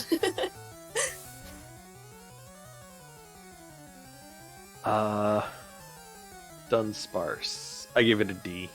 It's ugly, it's boring, it's horribly hard to catch in game. Its name is Sparse. It is a nightmare to catch in game because it has like a 0.01% chance spawn rate, and I hate it. And it has no redeeming qualities because it also sucks. It's got some of the worst stats in the game. And it doesn't evolve. It's just a weird amalgamation of parts that is extremely rare and ineffective in a fight. What type? Is this pure bug type? It is normal type. Agree. D. Maybe even a D minus. Ugh. Wait, I didn't realize it was so rare though. Like, is there a in-game explanation for the rarity other than the name? Nope. I think its Pokedex entry is something like these are just extremely rare. It only appears in a cave, one specific cave, and it's got like a 1% chance spawn rate. I think in Gen 3, when they was it Gen 3 that introduced the concept of swarms, or was that Gen 4? Whichever gen introduced the concept of swarms. It was Gen 4, because in the Heart Gold Soul Silver remakes, you could find Dunsparce during a swarm, and that made them much easier to catch. But in the original games, they were just extremely rare. For no value. They don't even learn good moves. Yeah. D minus. D minus, yeah. Then we have Gligar, which I gave an A. Gligar is goofy, but in a good way. Um, I like that it's the first Pokemon to have like an opposite type combination. It's ground flying. So it's a bat scorpion, which makes no sense. And they just took that and ran with it. It's goofy, it doesn't make sense, its wings are too small, it has claws for hands and a scorpion tail, but like bat ears on its head. I just find it very funny and I like it. You said it was flying and what else? Bug? No. Flying ground. Flying ground. And you described that as opposite. Wouldn't the Pokemon that we were talking about earlier, water ground, right? Would you consider that opposite as well, or no? No, I consider this opposite because like a ground type is a Pokemon that's based on the ground or in the ground, and then flying type or flying in the air. Oh. So it's less the type matchup opposite, but more the like actual definition of what the type is opposite. I get it. That'd be like if there was a fire water. And there is Volcanion. What more time? Volcanion. Volcan Pokemon. I don't think I've ever seen this thing in my life. Yeah, I don't heck think am I it was looking actually at? in any of the games. It's one of those like mythicals that you only get handed out during a special event. Literally, what am I looking at? I don't know. It's really hard to parse. Volcanion was like I because I love the opposite type combination idea. Not just a type that's super effective against this other type, but like the separate ideas of the types being opposite.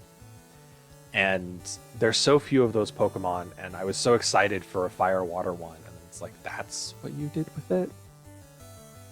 That? Really? Green. Immune to water, that's funny. Why would it be double weak to electric? Because fire is just normally damaged by electric, right? It's probably double weak to electric as its ability. The same ability that makes it immune to water. So it probably has like an ability like how Gligar has Hyper Cutter or Sand Veil. It probably has an ability that's like water armor or something, and that causes it to be immune to water attacks but take double damage from electric attacks. Okay. Actually, okay. let me... Volcanion.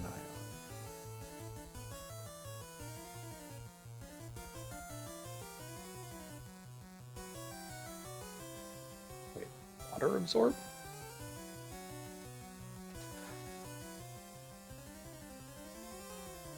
Oh, its ability is just water absorb, so if you hit it with a water attack, it heals instead.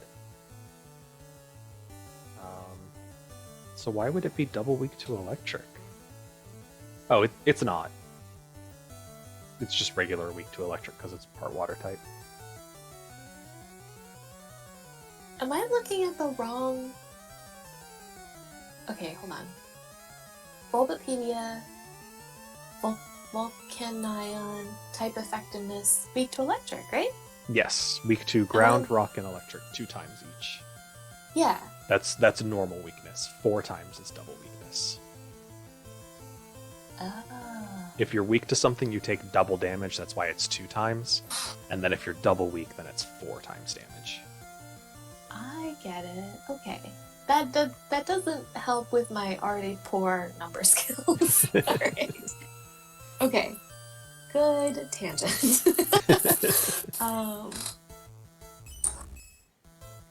Oh, okay, so we got here because you were saying like Gligar is like the opposite types. I don't think I've ever seen this Pokemon before, again, and I don't like the look of it, but I don't think it's so bad as to be a D. I'll say C-.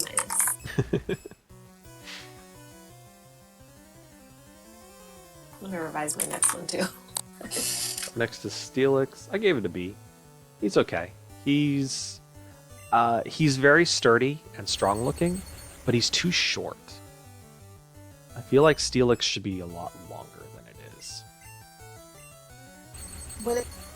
Wait, how big is it? I don't know. Height. It is 9.2 meters, which is pretty long, but considering especially how big its head is, it feels like it's stubby for its size. Like Onyx feels like a long Pokemon, and Steelix does not. It's gonna be my thing. Is there's no evolution connection, right? Onyx is just rock ground, and Steelix is steel ground. No, Steelix evolves Steel. from Onyx. Steel. Did you hear the fuses blowing there? Okay. Go ahead. Okay. Do you is it by leveling, or do you have to use a stone or something else? You trade it while it's holding an item called Metal Coat. Oh my goodness. So Gen 2 introduced holding items for Pokemon. 90% of the items introduced were I muted myself to provide some kind of like combat capability. But a couple of the items were evolution items. Metal Coat is what you use to evolve. If you trade an Onyx who is holding a Metal Coat to another player, then during the trade it like merges with the coat and becomes a Steelix. That is also how you evolve a Scyther into a Scissor. Does the Scyther has to be holding the same thing? Yeah, has Same to be item? holding a Metal Coat. Oh, And okay. to make more sense of it, it's Metal Coat as in like a coat of metal paint, not as in like a coat that you put on. So the item itself, Metal Coat, looks like a little like jar with metal paste in it. That's helping. Yeah. I was so confused as to like what is a metal coat? Like that's not. Do you mean armor? That would make more sense than like the jacket. See, now that's funny because like Steelix kind of looks like it could have arms, so you could kind of put a coat on it. I mean, you could try, right? I think I'm gonna go with C for Steelix. I think this is getting into like what am I trying to say? Gen 1 snobbery, like the original is better kind of thing. Because I like Onyx. Steelix looks kind of like meaner, and then since you mentioned it, top heavy, and then like he has short stubby arms that you want to put clothes on, but you would never mess with a Steelix. Like I'll go C, leave it at that. There is a Mega Steelix, which I've never really gotten a good look at. It looks weird.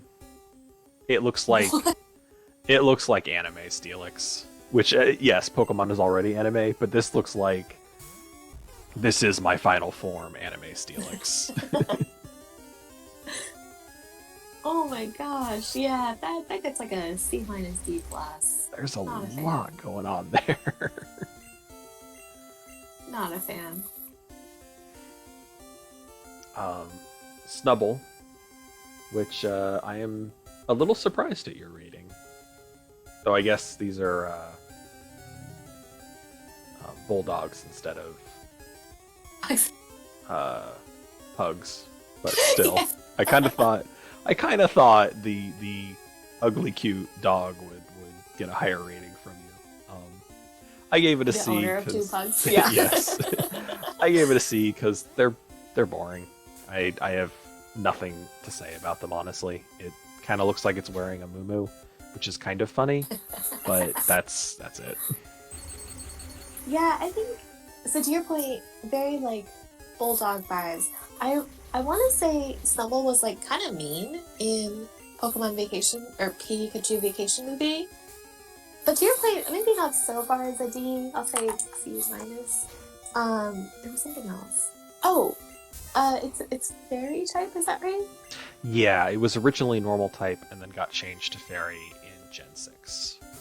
Yeah. See, I don't like fairy types, so C minus. Then we go to Granbull, which is a D. It's ugly. Its mouth is too big. It does not have the ugly cute going for it. It just kind of looks like a pig dog now. So straight up D type. Do not like. Yeah, that's the thing. Like looking at Gramble, like with Snubble, the teeth are white and look like teeth. Gramble, you're like, is that jaw growths or teeth or like, are you okay? Yeah, I'd Yeah. say C, maybe like C minus minus.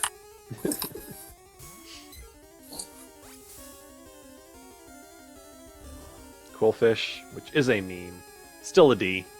I find it very boring and ridiculous. I don't like it as a Pokemon very much. I like the meme. I like the guy who had 5 Quillfish and a Snorlax. Um, That's amazing. he Is there any reason for that? Yeah. Like... it was his competitive team, and he had 5 Quillfish and a Snorlax, and the Quillfish all knew self-destruct, and then he would use all of them first. He would send out the 4 Quillfish, all use self-destruct immediately, and then he would send out the Snorlax, who was nicknamed Quillfish, and knew explosion. Oh my gosh, that is amazingly meany, and I'm here for it. Quillfish, I gave a C. I like that it's green-ish. I like that it's a puffer fish. I don't like that it's a balloon, and it is kind of ugly. It's got an alien head tail. Maybe like a C minus. Yeah, I don't think I would have this on my team, other than to copy that guy. Yeah.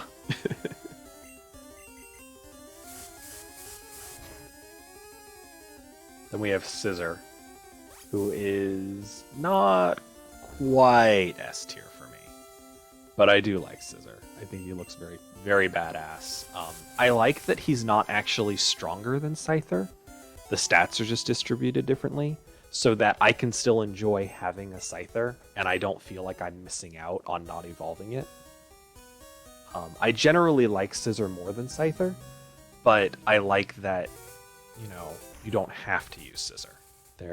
It's more of a side grade than an upgrade, so you don't have to evolve Scyther. So. The other one you were talking about, trade with a metal coat. Yep.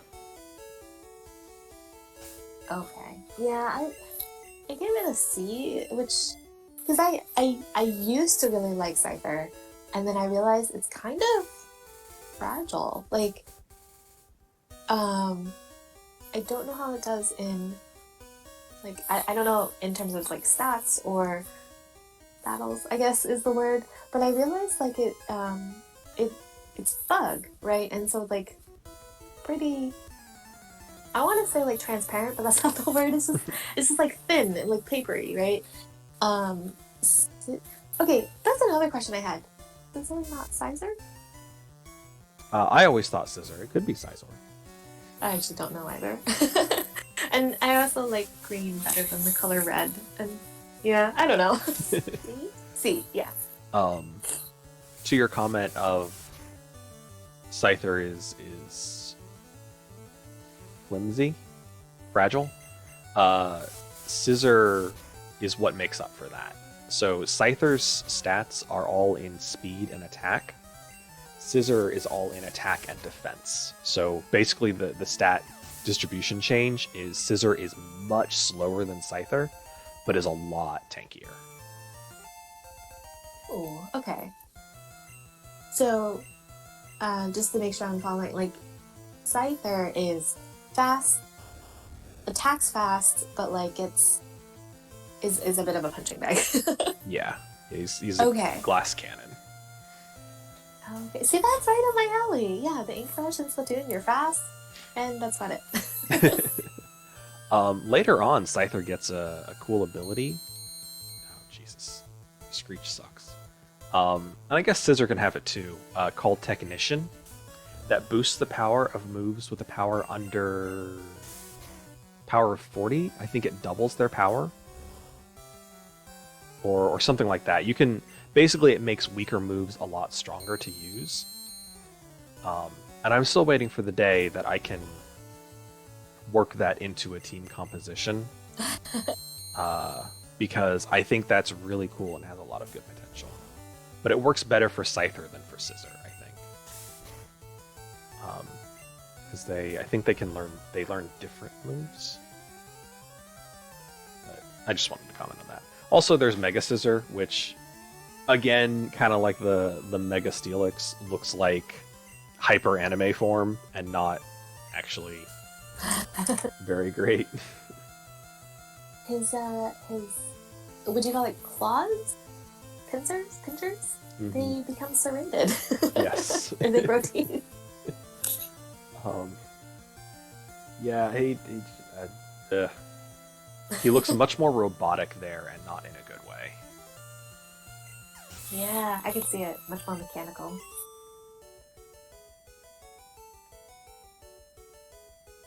You should go first on this next one. So Shuckle gets a B. I think it's very cute. I like that it makes berry juice. I like Shucky, the Shuckle that's given to you in a trade. Initially in a trade, but then in the remake they made it that he's just like the guy's just asking you to watch his Shuckle, but then he just gives it to you. So Shuckle gets a B. He's cute. Some follow-up questions. He makes berry juice? If you give him a berry to hold, he holds it in his shell. And if you use him in a fight, the berry gets crushed up inside the shell and becomes berry juice, which heals for 10 more HP. In universe, he's just crushing the berry that you give him. Yes, in his shell. Okay, and then his owner just gives him away? That's kind of rude. He gives him to you because he's like, I don't remember the reason, but he's not like trying to give it to you to own forever. He's like asking you to watch his Shuckle for a while. And then after you do, he's like, you're so good at that, he's probably he's probably better off in your hands than mine. I think is the eventual reason that he does fully give you ownership. Okay, I have a small rant about this. So when I first started playing Splatoon, I was like, I'm gonna play on a competitive team because I can do that. But I didn't know anyone who played or had a Wii U, to be honest. And so, I go online and I find this group, and it's led by a guy nicknamed Shuckle, which is okay, fine, right? But this dude lied out the ass. He was one of the I have an uncle who works at Nintendo types. Oh no! And this was right when the former CEO passed away. Do you remember that? Yeah. And so the guy tried to be like, yeah, I'm flying to Japan to attend his funeral. If you guys want to write like a message or something, give it to me and I'll bring it with me, blah, blah, blah. And I was like, to be fair, stranger things have happened, right? But then what really annoyed me, and I think the TLDR here is that Shuckle was collateral damage because he was nicknamed Shuckle, and he was really Shuckle was his favorite Pokemon. That was his nickname and all that, right? What really annoyed me was I was like, okay, but stranger things have happened. People do, the people who work at Nintendo do have family members, right? Yeah. It's not like they're all just siloed. Maybe you do have an uncle. I don't want to assume. But then, so he was like, I'm flying to the funeral, guys, right? And then, he said, if it was a Thursday night, he was like, oh yeah, I'm flying out today. And then by Friday night, he was like, yeah, I just got back. And I'm like, based on where you say you are in the United States, and you don't even have time to fly to Japan and back, based on the time frame that you just gave. And I was just like, if you're gonna lie, be smart about it. Yeah, the flight the flight alone, yeah. The flight alone would be longer than that. Good God. I'm saying, yeah. And the dude tried to post pictures as proof, right? Because everyone knows the meme, my uncle works at Nintendo, right? Mm-hmm. But it was really weird. It was just a picture of him.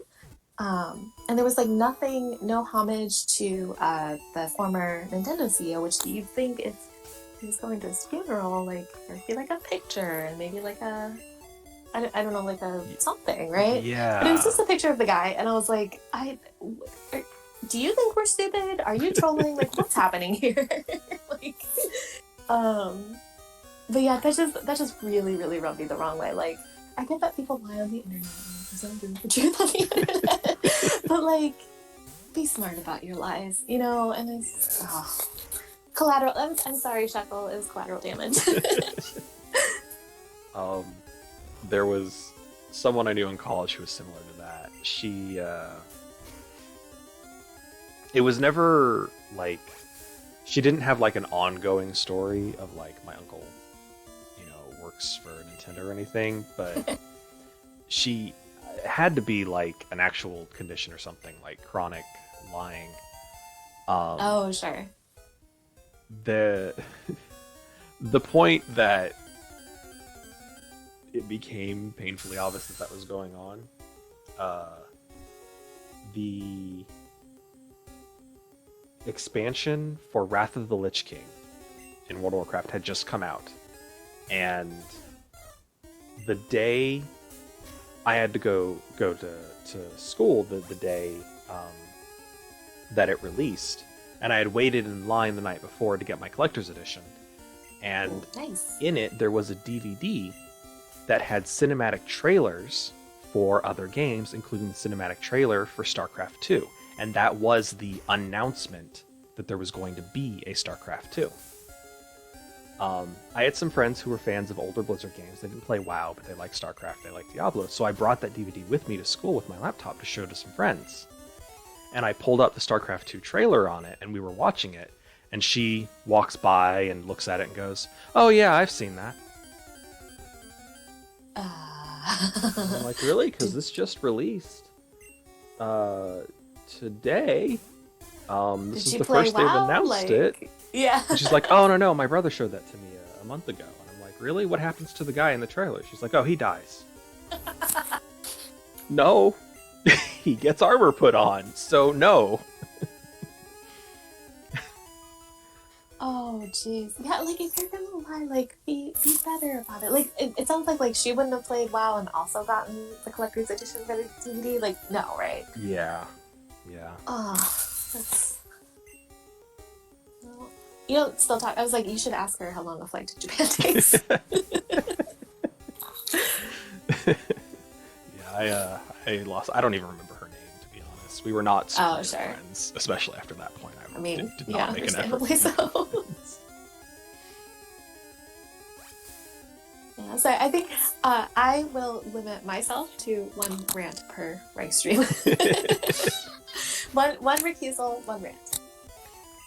I don't know. I enjoy the rants and the tangents that we go on. Sometimes. It does add more, like, I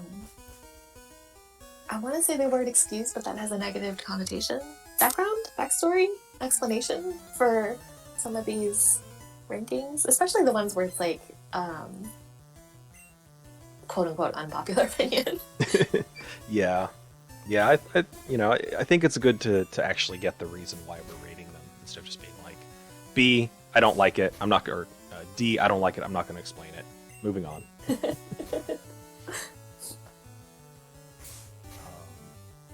Up next is Heracross, which I gave a B because I think it looks very sturdy. It's a very solid design. I remember back when this Pokemon got announced, everyone was like, "This is obviously Pinsir's evolution," and then it wasn't. It had no relation to Pinsir at all. It's not even the same type combo. So I think that's a little weird. It's so similar to Pinsir.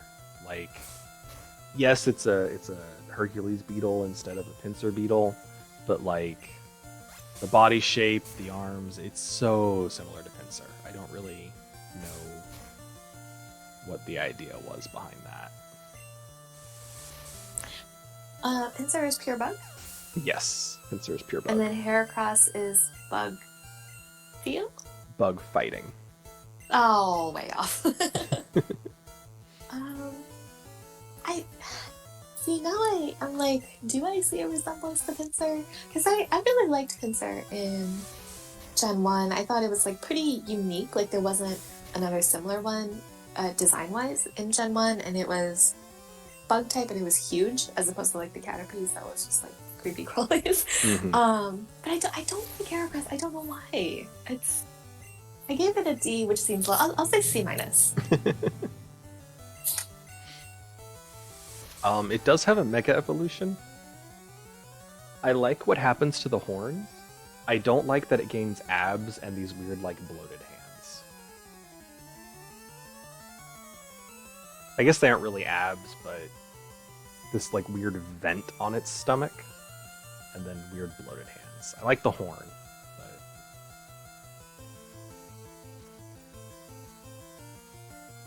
You know, I think that's also the one. I think that's partially why I gave it a D, because I've seen Mega Heracross before, and I was like, that is ugly. And if it was real, I would be terrified. Then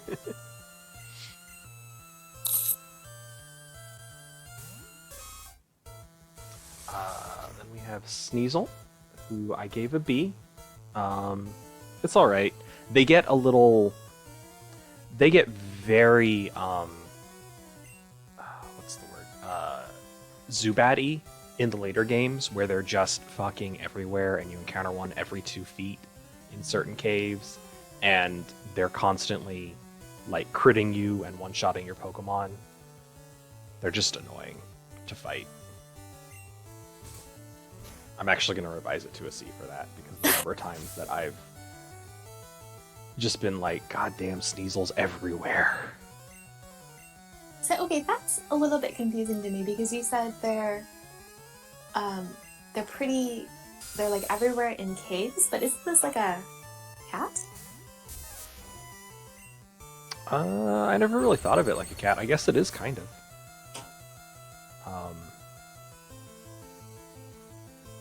It's Dark Ice is its type combo, and it was originally just in Ice Cave, whatever the name of the actual cave was, in Gen 2. Oh, okay. But it's in a lot of, like, frozen caves and mountain areas, like in Sword and Shield. They're friggin' everywhere on that mountain climb up to the final city. Oh, when you're trying to catch the abominable snowman Pokemon. Yeah. Yeah, I remember that. I got so sick of how, because they're just very Zubat-y with the, when you're doing random encounters, it's just like every other encounter is a Sneasel, and it's using, because they're also higher level, so they have access to the better attacks, and so it's using attacks like, what is the name? There's like a cutting attack that has a really high crit rate, and they use that a lot. And so they just, like, are constantly critting you. They are a massive drain on your Pokemon's HP for no benefit, because they're a single evolution. By the time you get to the level they're at, they're just not worth very much XP.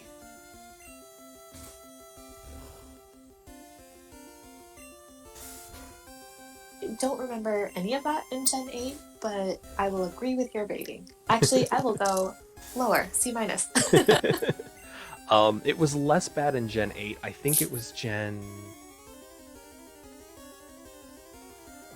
I don't know, Gen 5? No, not because they weren't in Gen 5. Gen 6 might have been the one where they were really annoying.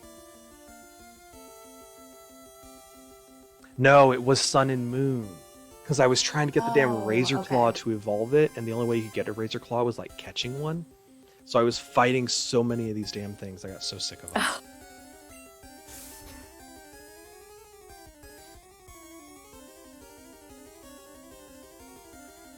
Teddiursa is very cute. He gets a B. He's a cute little bear sucking on his paw because he's got, like, honey on his hands or something. And I like the moon on his head. D, that's too harsh. I'll say C. It's a bear. It's a bear. Is it normal type? Yeah. Okay, yes, it's normal type. It's a bear, it's normal type, it's hub because it has an evolution, right? C. Yeah.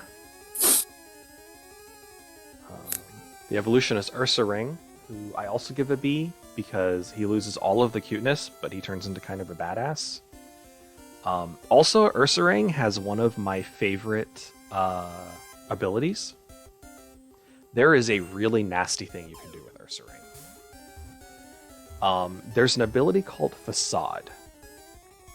Facade is a normal type attack that has base power of 60, I believe. But if you have a status effect, burn, sleep, poison, or paralysis, its power is doubled. So that gives it a base power of 120. The thing with Ursaring is he's normal type, so he gets the same type attack bonus of plus 50%. That puts us at 180 power, that is almost as strong as Explosion. And then he has Guts. If he has a status effect, his attack power is doubled. I believe doubled? Maybe, let me 100% clarify that. Oh, attack power is increased by 50%, so he does 50% more damage. And it removes the damage penalty from being burned. So, if you burn your Ursaring, and he has Guts and knows Facade, that causes Facade to have the equivalent power of 270. Explosion is only a power of 200. Hyper Beam is only a power of 150. It's really OP. Is there a absurdly broken. What's the limit on that? Is that like something you can only use like 5 times, or like do you have to charge it? Do you know what I mean? No limit. Facade is just an attack. It's got like 15 PP, so you can use it repeatedly. It has no penalty for using. And there is in fact an item called the Flame Orb that you can give to Ursaring to hold that just starts him burned in the battle. It burns the Pokemon holding it. So you can have your Ursaring. In the first turn, he gets burned by the Flame Orb, and you use Facade and have 270 power behind that attack. Does Flame Orb buff fire Pokemon, but like if you give it to anyone else, it burns them? Like, cause that sounds like a really cruel item. I don't think it has any benefit. Its purpose is to intentionally burn a Pokemon, which can have several benefits. Not only can it be used for this extremely broken combination with Ursaring, but if you're burned, you cannot be poisoned, you cannot be put to sleep, you cannot be paralyzed. True. And the only penalty for burn, besides the damage that you take every turn, which isn't very much, is it reduces your attack damage. If your Pokemon uses special attack instead, they don't get that penalty. So it's a weaker version of poison. There are no moves that do bonus damage if you are burned. Like, there are no attacks that will do bonus damage to you if you are burned. There are ones that do bonus damage to you if you are poisoned. So there is a benefit to being burned over the other status effects. So that's the point of the Flame Orb. Is Ursaring meta in competitive? Because I feel like with that one move alone. Oh, okay. If it is, I guarantee that combination is banned in some form or another. Okay, that makes sense. It could obviously be countered by a Ghost type, because Ghost types are immune to normal. If you just have a Wobbuffet, if it can survive the initial hit, we'll just use counter to do twice as much damage back to you, so the Ursaring will one-shot itself. There are defenses against it, but the computer doesn't know them, so it's extremely broken against the computer. That's funny. Okay, that does make more sense. Quick side note on that. I don't know why I never thought about like this move or this combo is banned in competition because it's broken and like it hasn't been fixed yet or whatever. Is Druid Convoke Spirits banned yet in WoW PvP? Not that I know of. Oh jeez. It's super balanced. Didn't you hear the guy say that they felt that, you know, things were oh no, it was the racial abilities he felt were very balanced, because he didn't watch the Mythic Dungeon Internationals where every single player was playing a Night Elf. Well, and I saw that, I think it was either yesterday or today, or I guess this weekend, Arena Championships are going on, and Arena is PvP, right? I was like, oh, take a shot for every Druid, get alcohol in it. Pure Druid teams. Oh, jeez. I mean, yeah, like, well, and that's why I was like, is there like a ban, or like are there rules in place where it's like you cannot have a team full of druids? But I mean, that would suggest the Blizzard they should balance it, and clearly they are not. Yeah. And I think for the most part, it's really just the balanced druids that are so powerful with Convoke the Spirits. Feral druids are not as powerful because their attacks are meant to be comboed pretty quickly. So getting 16 of them in a row isn't as big a deal. Whereas the balanced druid is instant casting spells that normally have like a 1 second, 1.5 second cast time. And he's doing 16 of those very quickly. So those do a lot more damage per hit. Insta-kill. Yeah. Okay. Did I get my rating for Ursaring? No, I said C+. Yeah, okay, I'll stick with it. In the wild area, I remember Ursaring look really intimidating because they're like really big, right? Yeah. C+. Slugma. I gave it a B, but that makes me feel like I was unfair to Grimer and Muck because Slugma is just a blob of lava, and Grimer and Muck I said weren't very good because they were just blobs of gunk. On the other hand, lava is a lot less unpleasant than gunk to look at. So... I was just gonna say it probably smells less bad. Hopefully. Yeah. And he is Slugma. Like if it was Slug Muck or Slug Grimer or something like that, then and they'd been more like Slug shaped, then that would have been okay. So I don't know. I feel a little bad, but I'm not going to change my rating. Slugma is still a B. Yeah, I originally had B-, but like I'm gonna go down to a C just because like we talked about earlier, like I have no opinion one way or another. It's a slug. It's a fire slug. Drooling a little bit. Then we have Magcargo, which is Slugma with a shell. I gave it an A because I like the shell. I like the jowls kind of going on with his melty, droopy face. He kind of looks like an old man character from a kid's show or something. I also like the little spout of flame coming out of the shell to show you that it's like, it's hardened rock, but there's still a lot of heat going on in there. Both are strictly fire type? No, Magcargo is fire rock. Fire rock. Oh, shell. Yeah, that makes sense. Ooh, in that case, I think I'm gonna bump this one up to a C+, just because I do like it better than Slugma with the shell and the fire coming out of the shell. C+.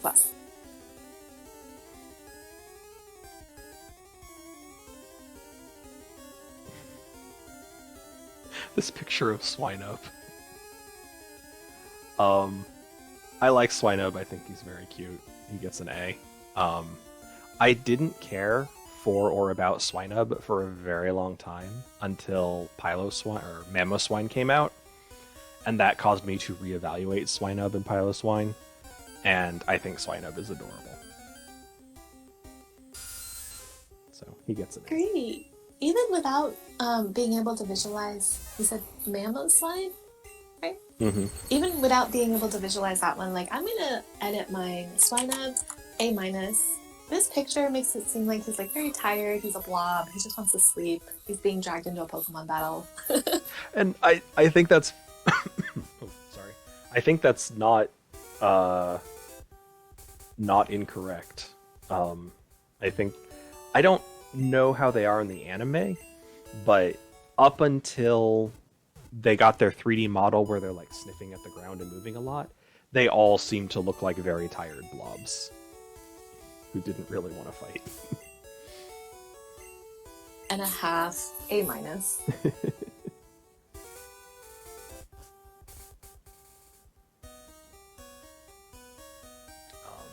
Piloswine, I'm actually gonna knock that one down to a B+, because I don't really like the shape of its back. I like that it gets the big tusks. I like that it's still kind of the big blob, but its back is just a little too big. I don't really like the double hump that is... He's taller than he is wide. So, I still, overall, I think it's a very good design. Um, but it's not quite A-worthy. I'll go A minus just because I agree, but I think I have less of a issue. I guess would be the way to say it with the back hump. To me, it's just like it adds to the whole like I'm tired, leave me alone. You can't see my eyes. I can't see where I'm going. A minus. Yeah.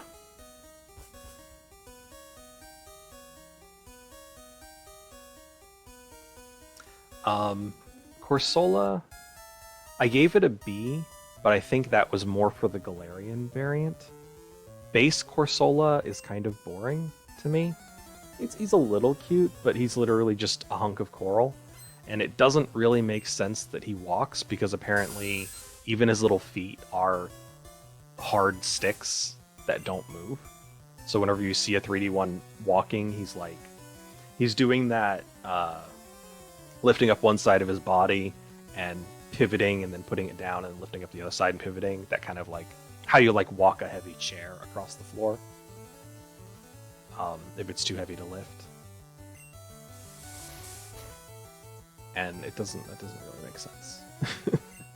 That's funny. I don't. Is this one in Gen 8? Gen 8, yes, but it's got a Galarian variant. It's the ghost one. You just said that. For the dead coral reef. Yeah, because I really like that, and I like the... honestly, I kind of like the environmental message behind it. Where is it in Gen 8? Because I'm looking at it, I'm like, I don't recognize that at all. Like, that does not ring a bell. I don't the remember. DLC, is it? No, it's before the DLC. It's Cursola, its evolution is used in the gym battle against the Ghost Boy, I think. I think he uses a Cursola. But I think Clearly, it's only... I remember. I think it's only in one of the generations. Or it's only in one of the versions. It's either only in Shield or only in Sword. I'm not sure. That's what it must be. Okay. Okay, yeah, for Corsola, I said C minus, just because I mostly don't have an opinion, but I'm like 51% dislike, so C minus. I agree. I like the message behind Galarian Corsola, but I don't. It must have been in the version that I didn't have. So I'm like, I want to say I would have remembered it, but who knows these days? Yeah, I would be right there with you on the 51% dislike for Corsola, but I like the Galarian version. The Galarian version itself would be an A for me, so I averaged them out to a B. Ooh, okay. We have Remoraid. Yeah, that's a C. It's okay. It's a gun, apparently, and I still, I kind of see it with that, the bottom back fin being the handle, and then the bottom forward fin being the trigger. But I don't think it comes across very well. And that was probably on purpose, because, you don't really want a gun in Pokemon. But I don't know. It just looks like a fish. I gave this one a C minus because I do remember this one in Gen 8. I was not impressed. And as soon as you said it's supposed to be a gun, I was like, oh yeah, I can see it being a bullet. So that makes even less sense. C minus. Maybe. No, we'll stay with C minus. We won't go down to a D. Octillery is just an Octorok. It's just straight up an Octorok. It even shoots things out of its mouth like an Octorok does. Very boring. It's a C.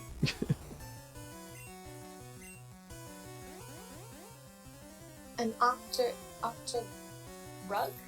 Octorok. Let me...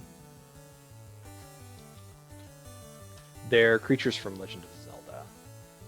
Oh, okay. Like, I don't recognize that Pokemon. I'll give you I mean, that one's not fair to give you because that really does just look like an octillery. But they're usually red or purple. Um, this one even has yellow on its feet, like octillery has the suction pads. Um, they've got the mouth that they shoot stuff out of, and they've got 4 tentacles. This one has more, but they usually just have 4 tentacles. The resemblance is uncanny. Yeah. Like there are different variants with different colors, and the ones from Ocarina of Time were different. I honestly don't know which ones these are from, but fully half of the Octoroks that you see look like the one that I linked you. So I feel like that was kind of, it's an Octorok. Yeah, I give it a C because if I've seen one in the games, it's utterly forgettable. It's an octopus. I'm not a huge fan of color red. I'm assuming Octillery is water type? Yeah, pure water type. Okay. Pure water type and it's red, so that messes with me. C. Next. Delibird. Yeah, Delibird, if you had asked me when I first played Gold, Silver, Crystal, Delibird would have been an F. I thought Delibird was dumb. I thought it was a pointless thing to fight. Like, the RNG attack present, which is the only move it can learn, I hated it. I've revised that now that I've grown up a bit, and I no longer judge Pokemon purely on whether they're good in a fight or not. Delibird's a C. It's kind of a funny design. I get the whole Santa Claus aesthetic, but whenever they appear in the game, I just get annoyed because I don't find them cute or funny enough to be mascot characters. But the game definitely treats them like that because they are useless in combat. So the only thing you can do with them is have them be mascot characters. And I'm just like, I don't care. Don't care about them. I'm glad it's not just me. Okay, these are in Gen 8, right? And when I would encounter them, I'm like, these are useless. I don't want to fight them. I have to because I need the XP. I don't like this thing. I don't know why. It's just like, it's not even that ugly is the thing. Like, I'm looking at it, I'm like, it's not gross. It's not ugly. There's no wow factor in the wrong direction. I don't know, Yeah. That's why I gave it a D, which I'm gonna stick by, even though that does seem harsh. Like, I'm just not a fan.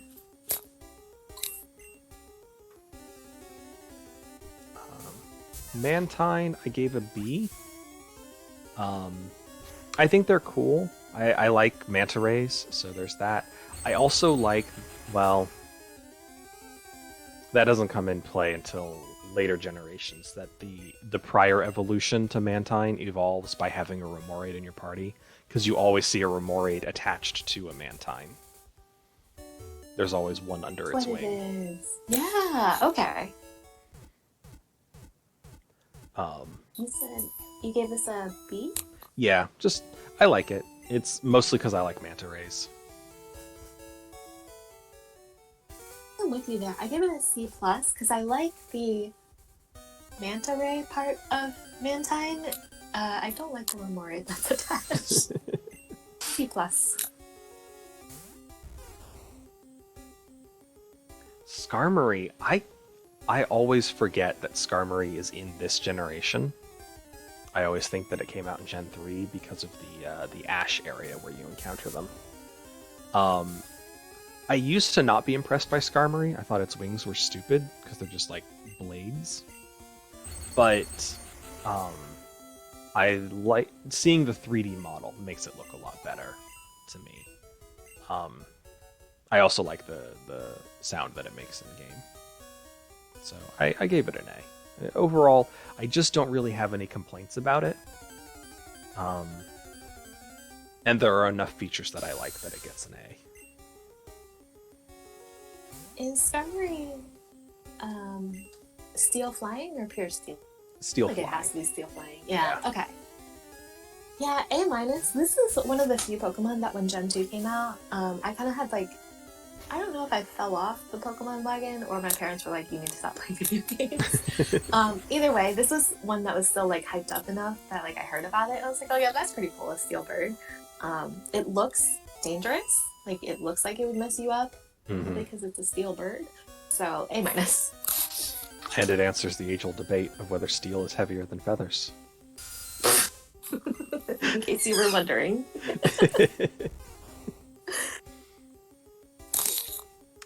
Houndour is an A. This is a 10 out of 10 good boy puppo. I love his evolution, and I think that he is an excellent pre-evolution. So by proxy, just definitely an A. I like Houndour a lot.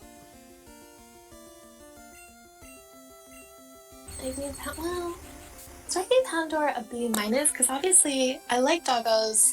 This one, you can very much tell it's a pre-evolution. I think, is it steel normal? No, steel dark. Dark fire. That's bone, not metal. It's supposed to be like a skull and ribs motif. Oh, I think that's why I gave it a B minus. Because I'm like, that's a little bit off-putting for me. Because I'm like, dogs chew on bones. Is he gonna start chewing his own anklets? But dark fire. Oh, that's a good combo. Yeah, B for the dark fire, minus for the bones.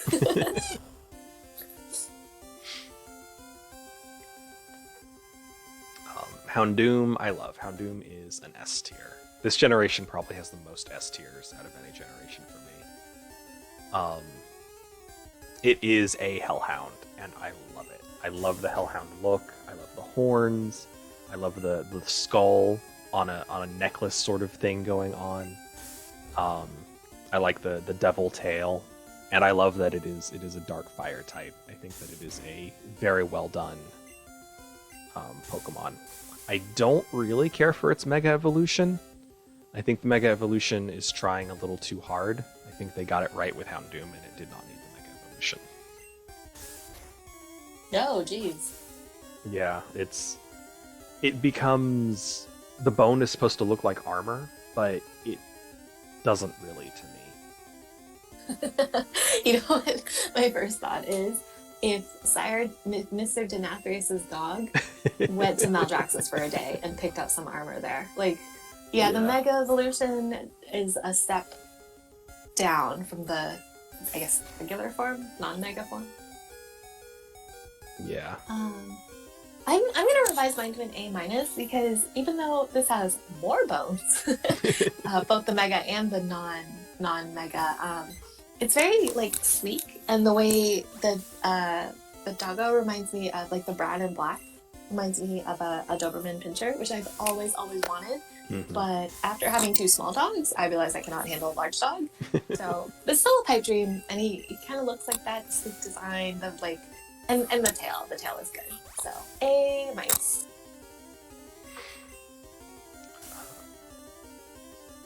Next is Kingdra, the evolution of Seadra, trading with a dragon scale. I understand that his mouth is actually the little hole at the end of his snout, but that like thin thing that's going along his face looks like his upper lip to me, and then the little fin that's coming out of that looks like a tongue, which makes him look extremely goofy and terrible. And so he is a D for me, because I've tried so hard, I cannot unsee that. It looks like he's swimming really fast through the water with his tongue lolling out of his mouth like a dog. That alone bumps it up to a C+. Because I've always looked at it the way I guess it's supposed to be. Like you said, the mouth is at the end of the little hole at the end of his snout. Would you call it? Yeah, I've always looked at it like that. So he's always looked like kind of angry and like it's aerodynamic with the fin. But I like it much better with the tongue hanging out and the derpy and the like going for a car ride. Yeah, C+. Thank you for that. Also, I just learned Vine Whip at level 13, so really the problem was I just hadn't leveled up my Pokemon. Oh no. So now you're. Oh, but you're almost done with Mount Moon, right? I think I saw you fight a rocket. I'm about maybe like I'm almost halfway through. I think I keep having to leave and heal my Pokemon. Up next we have Fanpy. I played Gold version initially. Fanpy was only in Silver. And then when I played Crystal, I don't remember if Fanpy was in it, but by that point I'd already had my favorites, so I just ignored Fanpy. It's a little baby elephant. It's cute, but it gets C. There's not much about them that like calls to me. What type is it? Normal? He is ground type. Ground type. Oh, B minus. I had B because it is cute and I not have my favorites. I still haven't played Gen 2, I think. I didn't realize it was ground. Aw, I don't like ground because again, Pikachu, Pokemon Yellow, very weak to ground. Right. But it is very cute. Oh, wait, it does have an evolution? Yes, it does. Okay. As a first evolution, very cute. B minus. Okay, final answer. Its evolution is Dawn Fan, which I also gave a C, I believe. And yeah, it's so. Imagine that Fanpy was made out of plastic, and you just took an iron and you pushed it down on top of Fanpy's head just a bit. That's what Dawn Fan looks like. It looks like someone melted the top bit. That's why its ears are now flat and out and kind of droopy. And it's got that like brown or that black rubber looking. I get that it's supposed to look like a tire because Dawn Fan learns rollout and it spins and attacks. But it just looks like someone kind of melted the top half of a Fanpy a bit. It's honestly not really better or worse than Fanpy for me. It's a C. Mean because it changes colors too. It got burned. Like you said, if it was plastic and you took an iron, apparently I also gave it a C because I guess I'm not super impressed by the Pokemon itself. It was in the beginning of the first Pokemon movie, right? And I really liked that for the nostalgia factor. But C, yeah, maybe C plus on a good day.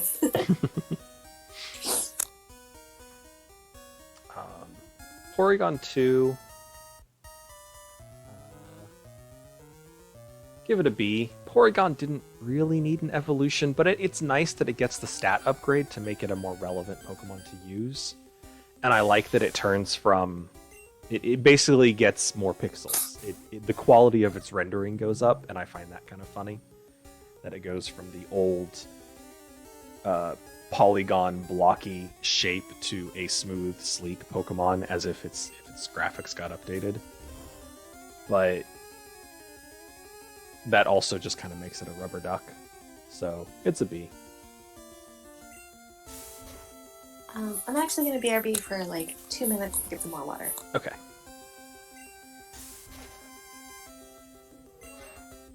In the meantime, I will apologize to everyone watching this, how slow I'm going through Mount Moon. This is how I play Pokemon. I level my Pokemon evenly, and as I go through long stretches of caves and stuff, whenever a Pokemon gets knocked out, I immediately go back to a Pokemon Center and heal, unless I'm like almost through. So I make very slow progress through caves and stuff because I fight all the Pokemon on the way in and I fight all the Pokemon on the way out. And every time a Pokemon gets KO'd from a trainer fight or a crit, I do it all again. Which is very grindy, but it's the way I enjoy playing.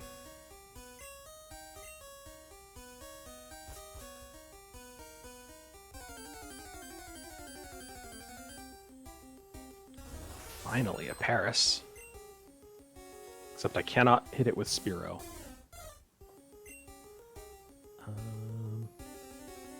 Use Pidgey.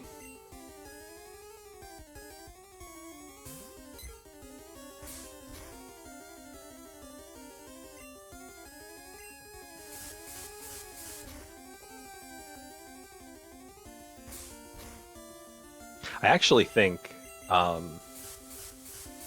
after I catch this Paris, please don't. Okay. After I catch this Paris, I'm gonna go back out and switch it into my party because I like Paris, and I don't use them very often.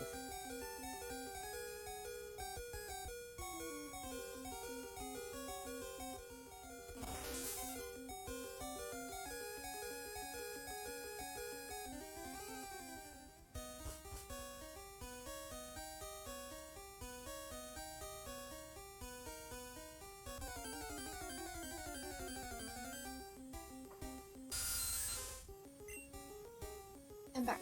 Welcome back. Oh, you're still in Mount Moon. Are you almost at the end? No. Oh no! I am in fact now headed out to go heal Pokemon. Oh no! Will we finish Gen 2 before we finish Mount Moon? Yes, we probably will. Oh really? Yeah. Okay. Porygon 2. I gave this a D? That seems kind of harsh. But to your point, it really does look like a rubber duck. Like one you'd find in the Jetsons or something. Mm-hmm.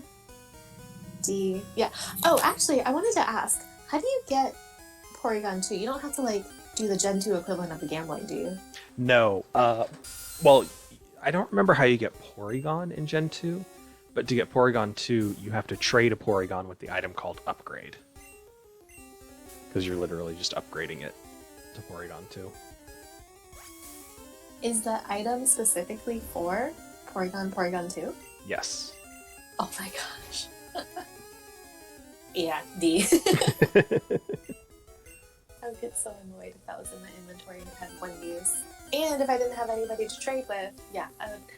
Yeah, that's something Pokemon really needs to put in the game, is just an NPC that you can trade with and trade back to evolve Pokemon. Yes, agreed.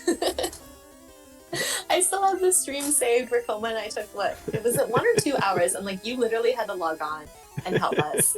And I don't, in the end, it was just like, it worked. Like, Yeah. Because yeah, even if you have friends to trade with, sometimes you just want to trade the Pokemon and frickin' evolve it. I don't want to have to call my friend up or message someone on Discord and be like, hey, can you log on to Pokemon for like 10 minutes so that I can trade you this Pokemon? I know that it's like 3 in the morning, but I really want to evolve it now.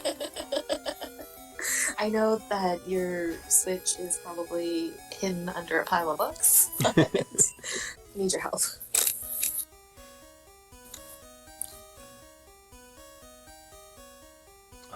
Stantler. I gave it a D because it's ugly and boring, and I don't like it. And its butt thing, it's like swollen butt, which I guess is supposed to be its tail. I do not like. Yeah, I'm gonna revise mine to a D plus.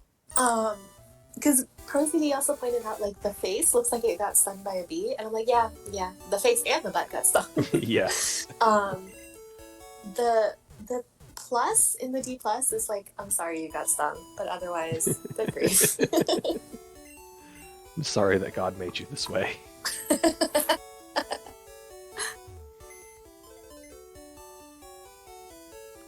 Smeargle, I gave a C. I don't like Smeargle very much. It's not bad, but I don't like.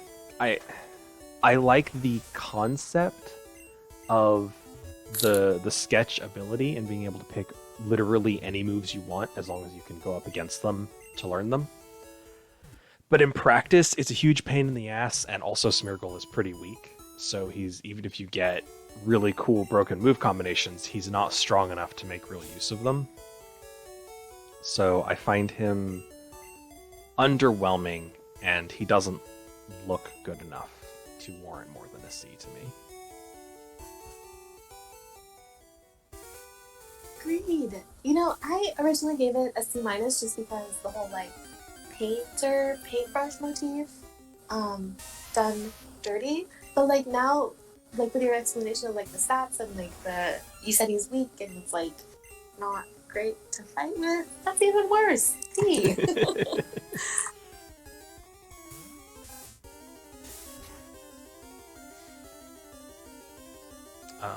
Tyrogue.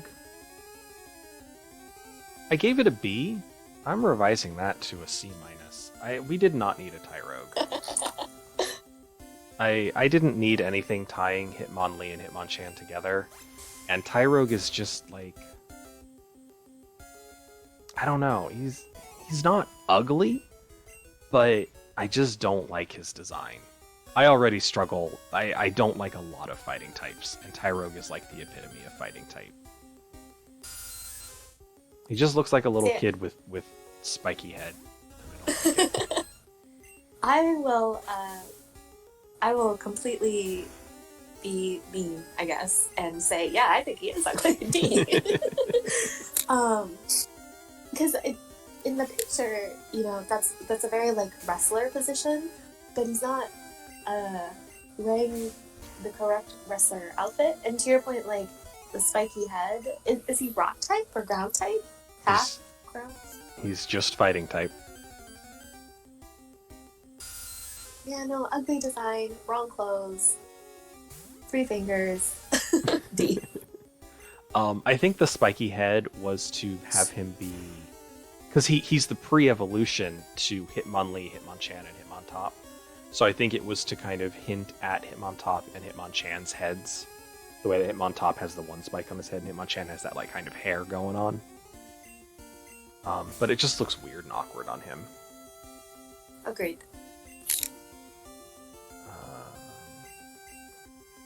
Then we have Hitmontop, who I gave a D because he looks very stupid and I don't like him at all.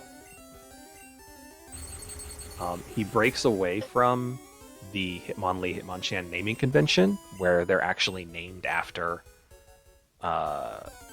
famous actors who were famous for their martial arts movies. And they instead just said, I guess he's a spinning top. Haha. That's his name, Hitmontop. I don't like it. You're saying Hitmontop is an evolution of Tyrogue? Yes. Why? Okay, like to your point, if Hitmonlee is kicks and Hitmonchan punches, Hitmontop does a handstand? Like, incongruity detected. He spins on his head and kicks and punches, except you can see they very obviously favored his feet. His hands do not look like weapons. Yeah.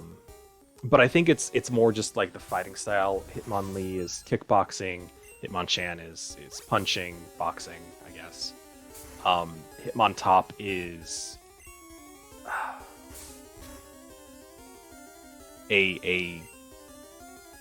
there is a word for it, a name for it. A fighting style where you're like standing on your hands a lot. And more focusing on like using your whole body like that. And I get that that's what they were going for, but I don't like his design. He also has that like super deep V-neck wrestler outfit going on. Which isn't as noticeable when he's upside down, but when he's right side up, it's like, oh, you're wearing one of those. Whenever I see someone wearing that, I can practically smell the body odor. I don't like it. Too real. I completely agree with D rating. Yeah. This should never have existed. This is an F. Wasn't needed. No one asked for it, but damned if they didn't make it anyway. The sassy pose. Yeah, this is Baby Jinx. The sassy pose in this image makes it so much worse too.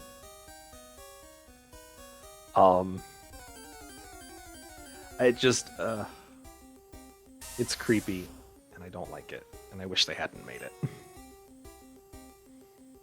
Yeah, I gave it a D. Unnecessary, ugly. Jinx already didn't need to exist. D, solid D, maybe even a D minus. Next. Um, Ellie I was not nice to any of these.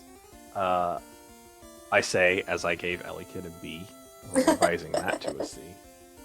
I like that he's like an electric plug. I find that funny, but he also just kind of looks stupid. But did they just give like all the Safari Zone Pokemon baby forms? Yeah, I think what they were trying to do was to avoid having as many Pokemon that didn't have any evolutions.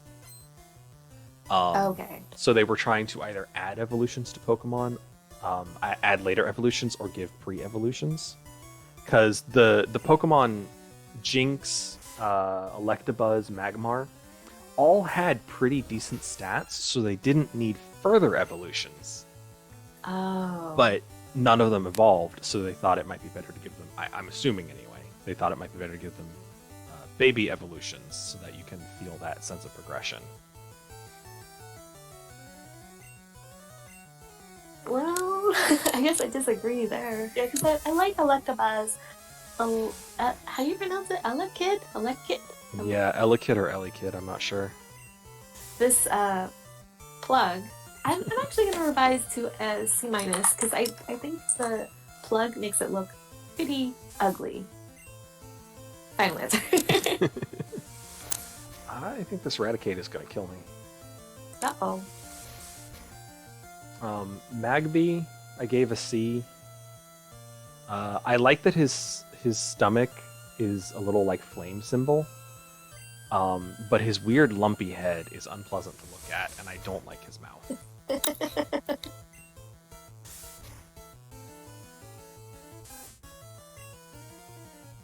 Yeah, I'm gonna go with C as well. Kind of ugly, on first glance. Kind of cute once you keep looking at it. So they kind of balance each other out to be just like, I probably wouldn't have you in my party.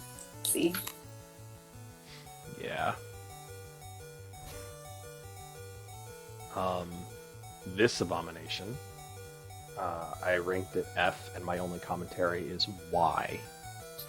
And I think that's what I'm going to go with. F rank, Y. I thought that you gave this an F. Apparently I gave an A minus, which seems too high. I'm gonna say B plus.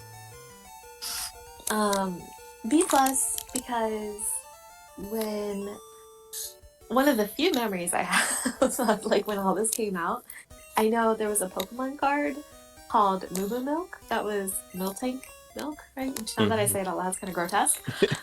But I just thought it was so funny and so stupid to have like a Pokemon card, like, it's a trading card game. You're supposed to like battle, and like the items give you stat boosts, right? Mm-hmm. And I was like, oh, you're gonna stat boost yourself with Moo Moo Milk? Like, what are you, 5 years old? So I think that's why I said B plus. But the Pokemon itself is honestly, like, the Pokemon itself is a C, and I will say maybe like B plus for the Pokemon card. Welcome back, Coma. B for Miltank. Yeah. Moo Moo Milk is actually an item in the game. Oh, it is? Okay. It restores 100 HP, I believe, so it's like a really good health restore item. In Gen 2, you would go to the Miltank farm and purchase Moo Moo Milk to give to your Pokemon. In later games? No, you just go to the Miltank farm and buy it. In later games, you can buy it elsewhere because there isn't always a Miltank farm. I don't believe it's an item that Pokemon could use on their own. I think you still had to like make them use it, so it wasn't like a held item or anything. Oh, okay. Early on, yeah, it's much stronger than a potion or super potion, so it was really, really good to get fairly early on. It was basically a full heal until you were in your like level 30 or something.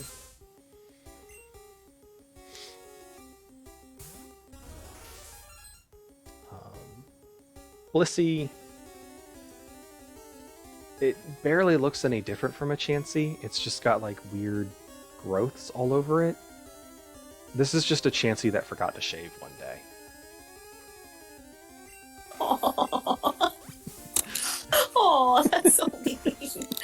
not inaccurate.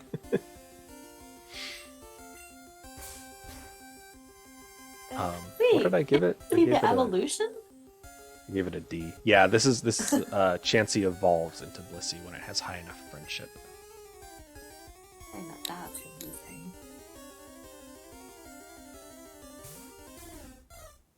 Go with C. No real opinion. It's like kind of cute, but its proportions are like just wonky enough that it's not like cute.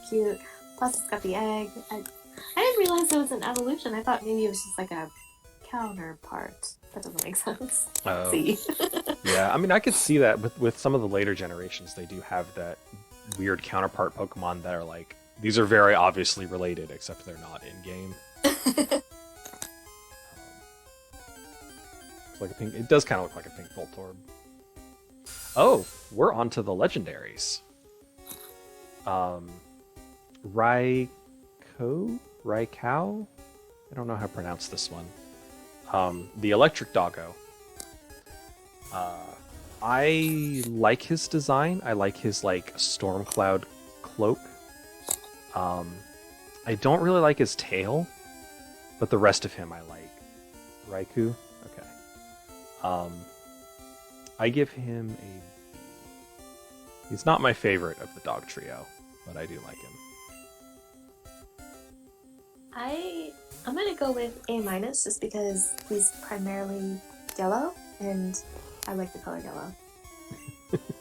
But to your point, like I don't like the cape fur and the tail. The tail seems like a bit out of place. Yeah. But overall, B, right? B, A-? No, B+. B+. Up next is Entei, who looks very sturdy and cool. He looks like a good 10 out of 10 good boy. I give him a B. He doesn't feel like he's got the right coloration for a fire Pokemon, but he doesn't look like a fire Pokemon to me. I think is the thing. If you changed his colors to like blue, I could easily see water Pokemon. If you changed his colors to white, I could easily see ice type. His actual design doesn't really feel like a fire Pokemon to me. So he gets a B. Yeah, B+ for Entei 2. This was another one where like when the games come out, it was hyped up. This one was hyped up enough that I knew about it. Mm-hmm. Looks like a doggo. We could probably hang out. He doesn't have bones to chew off of himself, so B+. Yeah, he has actual metal anklets. Exactly. Bone anklets. See him as a fire type. I can see the tail being smoke, but I can also see it being mist or a cloud. It just doesn't. It just doesn't scream fire type to me. Suicune is a S tier. This was my favorite legendary for a very long time. It got beat out by Zygarde eventually, but Suicune is one of my favorite legendaries. I love the flowing mist off of its head. I like the whip tails that it has. They remind me of a Displacer Beast, which is my favorite Dungeons & Dragons monster. I'm a little sad that it's pure water instead of water ice, because it certainly looks more like an ice type to me. But I love Suicune, and I love that Crystal version is like all about Suicune.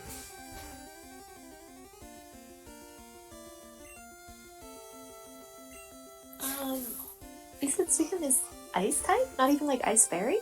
He's water type. Water. Not ice at all. Okay. I'm actually. I already used up my recuse. Whoops. I guess unpopular opinion, because Suicune is pretty popular, right? Like I think so. I don't want to go all the way down to the C. Maybe like B-. Here's the thing. You know those Legos that are made for girls, which annoys the hell out of me? Mm-hmm. They're like, it's the same color scheming here, and I feel like Suicune was like, we are trying to get more girls into Pokemon. Here's this like soft, not even soft color, like girl Lego color. It is a pastel blue. Pastel blue. There we go. Yes, thank you. And with like the flowing design, I don't know. And I I, guess being water type, I'm like, why not a grass type doggo? I that is a fair comment actually, because this was also the first game.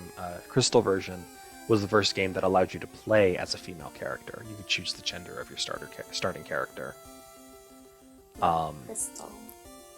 and Crystal was the game. Crystal, so it was Gold and Silver, and then like Red and Blue had Yellow version. Gold Silver had Crystal version, and Crystal version was an Oh. up. It was basically an upgrade to Red and Blue. It had a few additional features. You could choose your character's gender, and it was all about Suicune. There was an extra NPC in the game. You had a forced encounter. You had a couple forced encounters with Suicune, including an opportunity to actually catch it Oh, at the okay. end, at really early, at like level 40, way earlier than most games give you legendaries now. Um, so it was. I can definitely see that that may have been what they were going for with Suicune. But it worked. Like, Suicune is really popular. Yeah.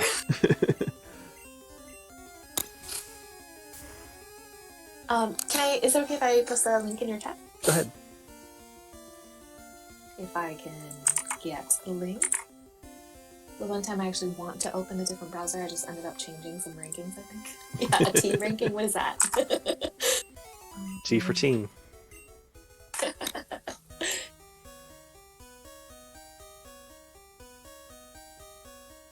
Yeah, okay, so it's called Lego Friends. And it's like very clearly marketed towards girls, and it's like domestic. Or, I don't know if that's the right word, but like, as you can see, it's clearly like houses, parks, things like that. Very girly, very like blue and purple and pink, and I'm just like, I feel like girls like playing with non-gendered Legos. Like, boys can like playing with these, girls, you know what I mean? Like, it's like, it's one of those things. Oh, and it's the Lego people aren't actually Lego people. Ooh. What? Wait. Yeah, like if you click and zoom in on one of those, they're not those. That's not what Lego people normally look like. Those are like little toy people. All my ranting, and I never picked up on it. You're right. They have the hands still, but yeah, they're not like the little blocky dudes from like the Lego movie and stuff. Yeah. Yeah, I completely see what you're saying. This is it looks like Lego and Barbie crossover, basically. Yes. Yes. And it doesn't specifically say for girls, but you can tell that's what they were trying to do. Like Yeah, with the helicopter heart is and pink. the heart in the top corner of the box with the girls putting their hands in. I mean, it's like it's very like girl power, right? But it's also like we know the target market. Yeah. Where'd you see the pink helicopter? Oh my gosh! Scroll down, and when you said heart, I just noticed that there is a Lego piece that is shaped like a heart in that one. The little like island thing in the picture. Wow. You're way more observant than I am. Yeah, for Oh. all my ranting and soapboxing, I didn't notice that. They named the characters too. This one comes with Stephanie and Mia. They named the characters. Where are you seeing them? It's on the box, at the bottom. Oh. This one has Olivia, Emma, June, Robert, Henry, and Sophie is the baby. Yeah, that's Lego's attempt to compete with Barbie, I think.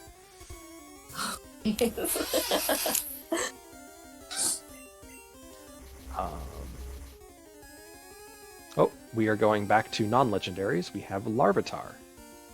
I gave Larvitar an A. I think he looks like a little shit, but in a good way. He looks like he's about to like hurt someone, and he's going to try to really hurt them, but he's too little and weak to do anything, so he's mostly just gonna like bruise them. But I also like, and I'll talk about this when we actually see Tyranitar, but I like the similarities in the designs between the Pokemon. But yeah, Larvitar gets an A for me. You mentioned these are not legendaries? Are they pseudo legendaries? Is that Yeah, right? so these are the pseudo legendary this is the pseudo legendary line of Gen 2. Tyranitar and Dragonite and others for other generations have base 600 stats or base 500 stats, whatever the legendary base stat total is. They either reach that or almost reach it, and so they're considered like pseudo legendaries because they're extremely powerful, but they're not actually legendary. You get more than one chance to try and catch them. Yes, yeah. Larvitar is a Pokemon that you can actually just find in the wild. Okay. I said B plus.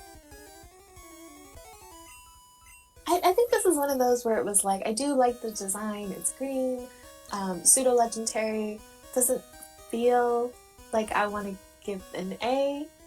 Definitely not an S. So B plus.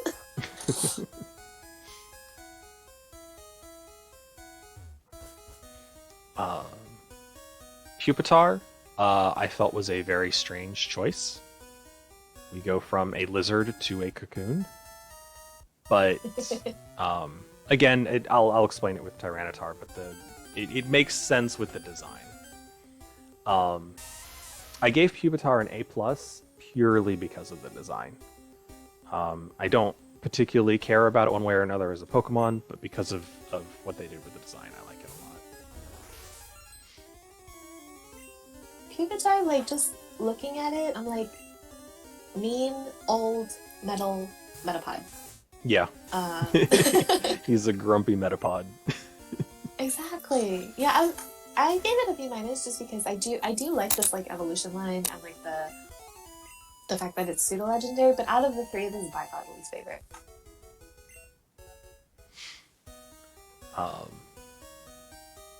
And then Tyranitar, Rock Dark, which I thought was a really cool combination.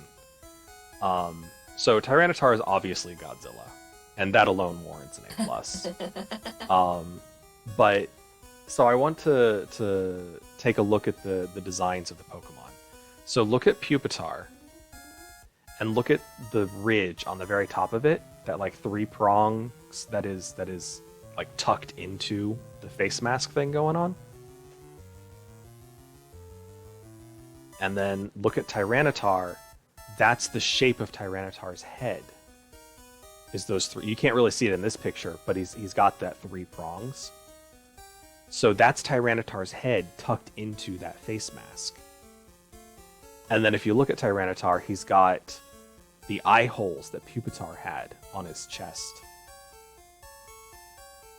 The like eye and eyebrow. He's got those on his chest where the eyes used to be. Because he pulled his head out of the mask when he evolved. And if you look at like Larvitar's lower half, that looks like Tyranitar's lower half, but just a smaller version. So basically, I like that it looks like a Pupitar merged with a Larvitar, and they like Voltron together to make the Tyranitar. And I love that design, that there are features on Tyranitar that are reminiscent of the previous evolutions. This one really looks like an evolution to Pupitar. Pupitar looks strange, but looking Larvitar, you could super see, oh yeah, that's absolutely Tyranitar. And then Pupitar absolutely looks like Tyranitar because he's got the remnants behind. I think it's a fantastic design choice. And so he's definitely A plus for that. His Mega Evolution looks ridiculous, and I don't like it. But I think Tyranitar is awesome. No, jeez, I just googled the Mega.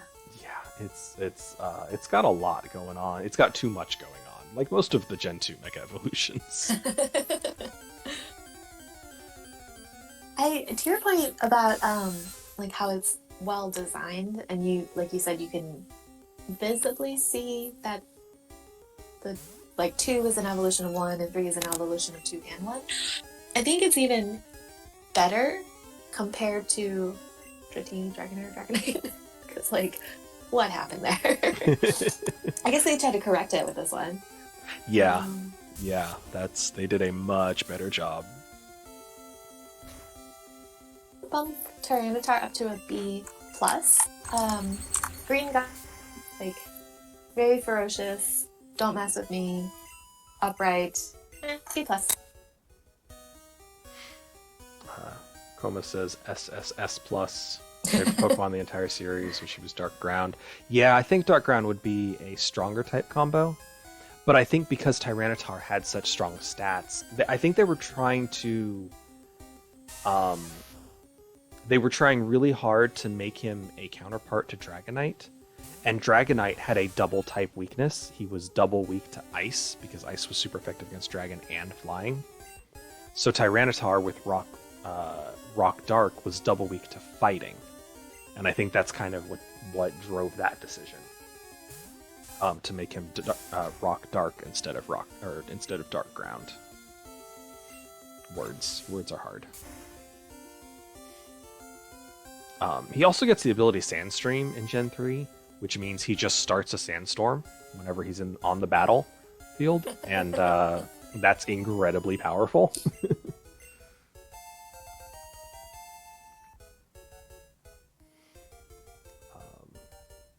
Lugia! People aren't going to like this.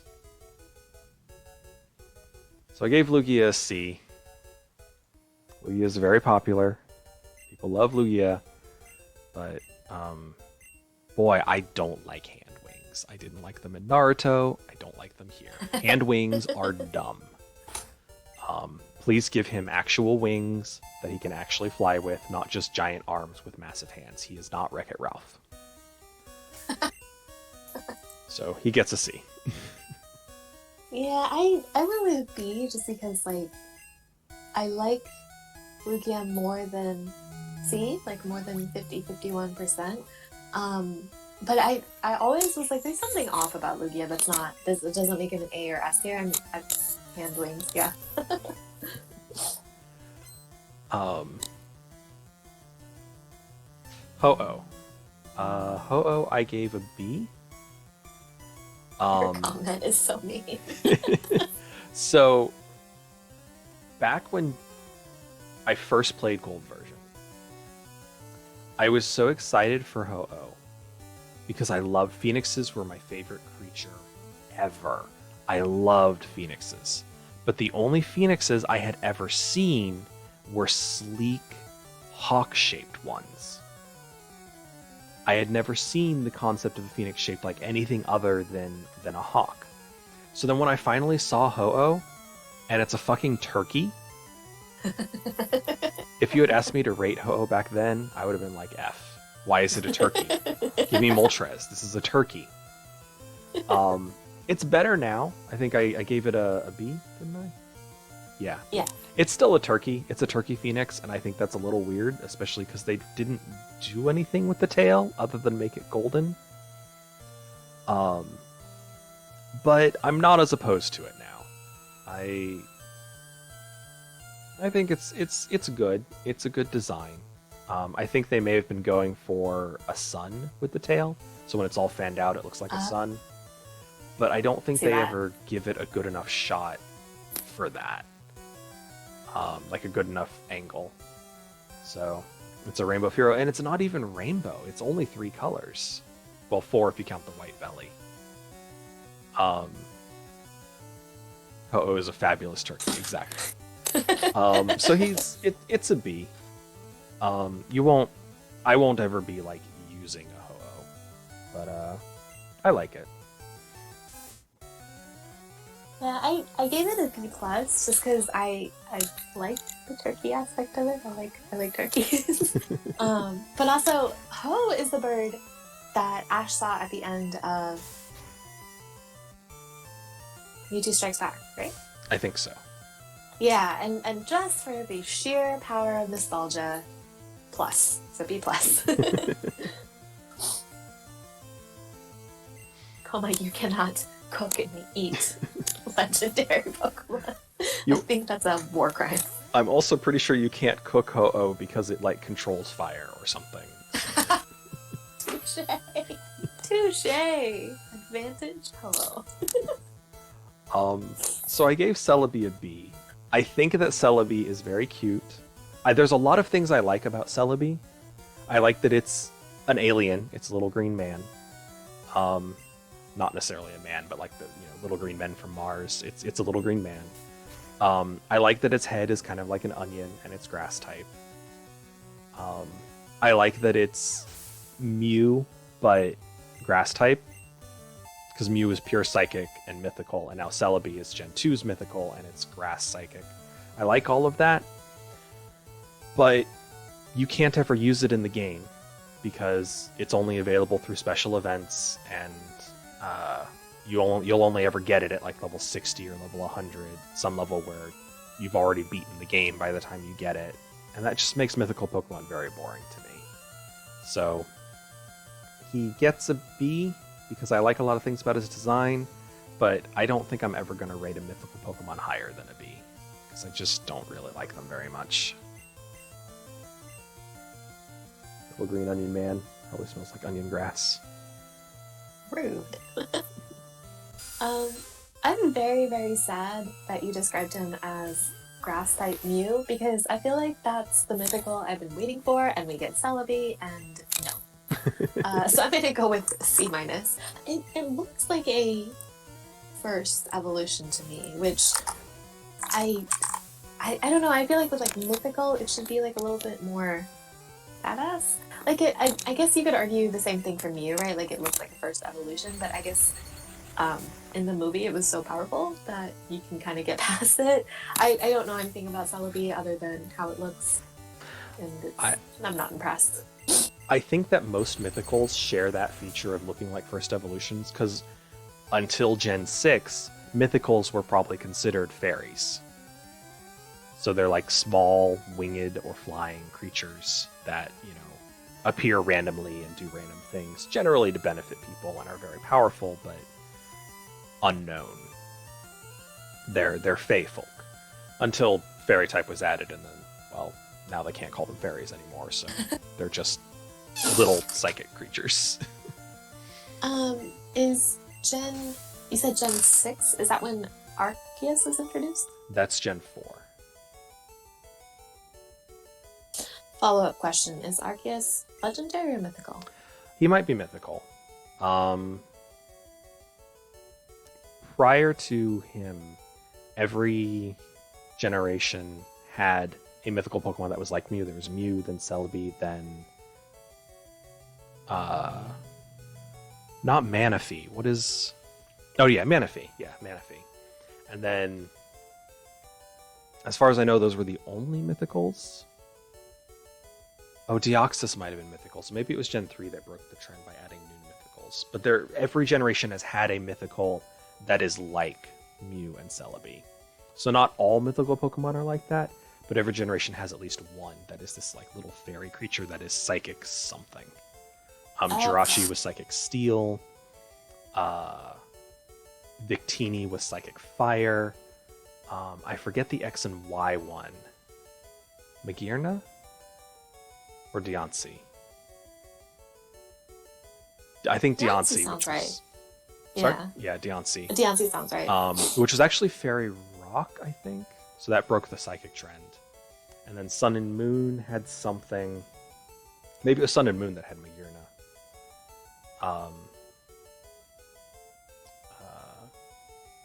Or Marshadow. By that point, there's so many legendaries and mythicals that I just don't even care anymore.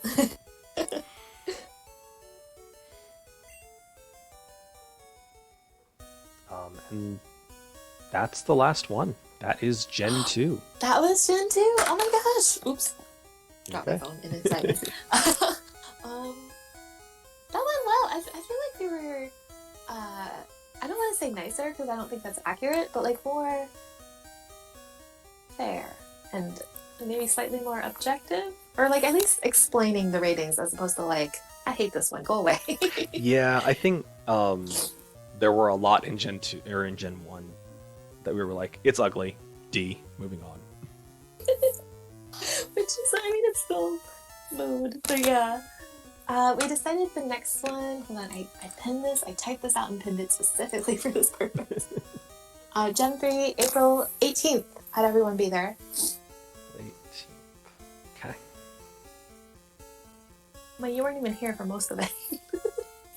Went by so fast. This did go a little bit faster because I think our previous one was like 3. Well, okay. We went through them at a slower pace, but there were fewer because there were 151 the first time.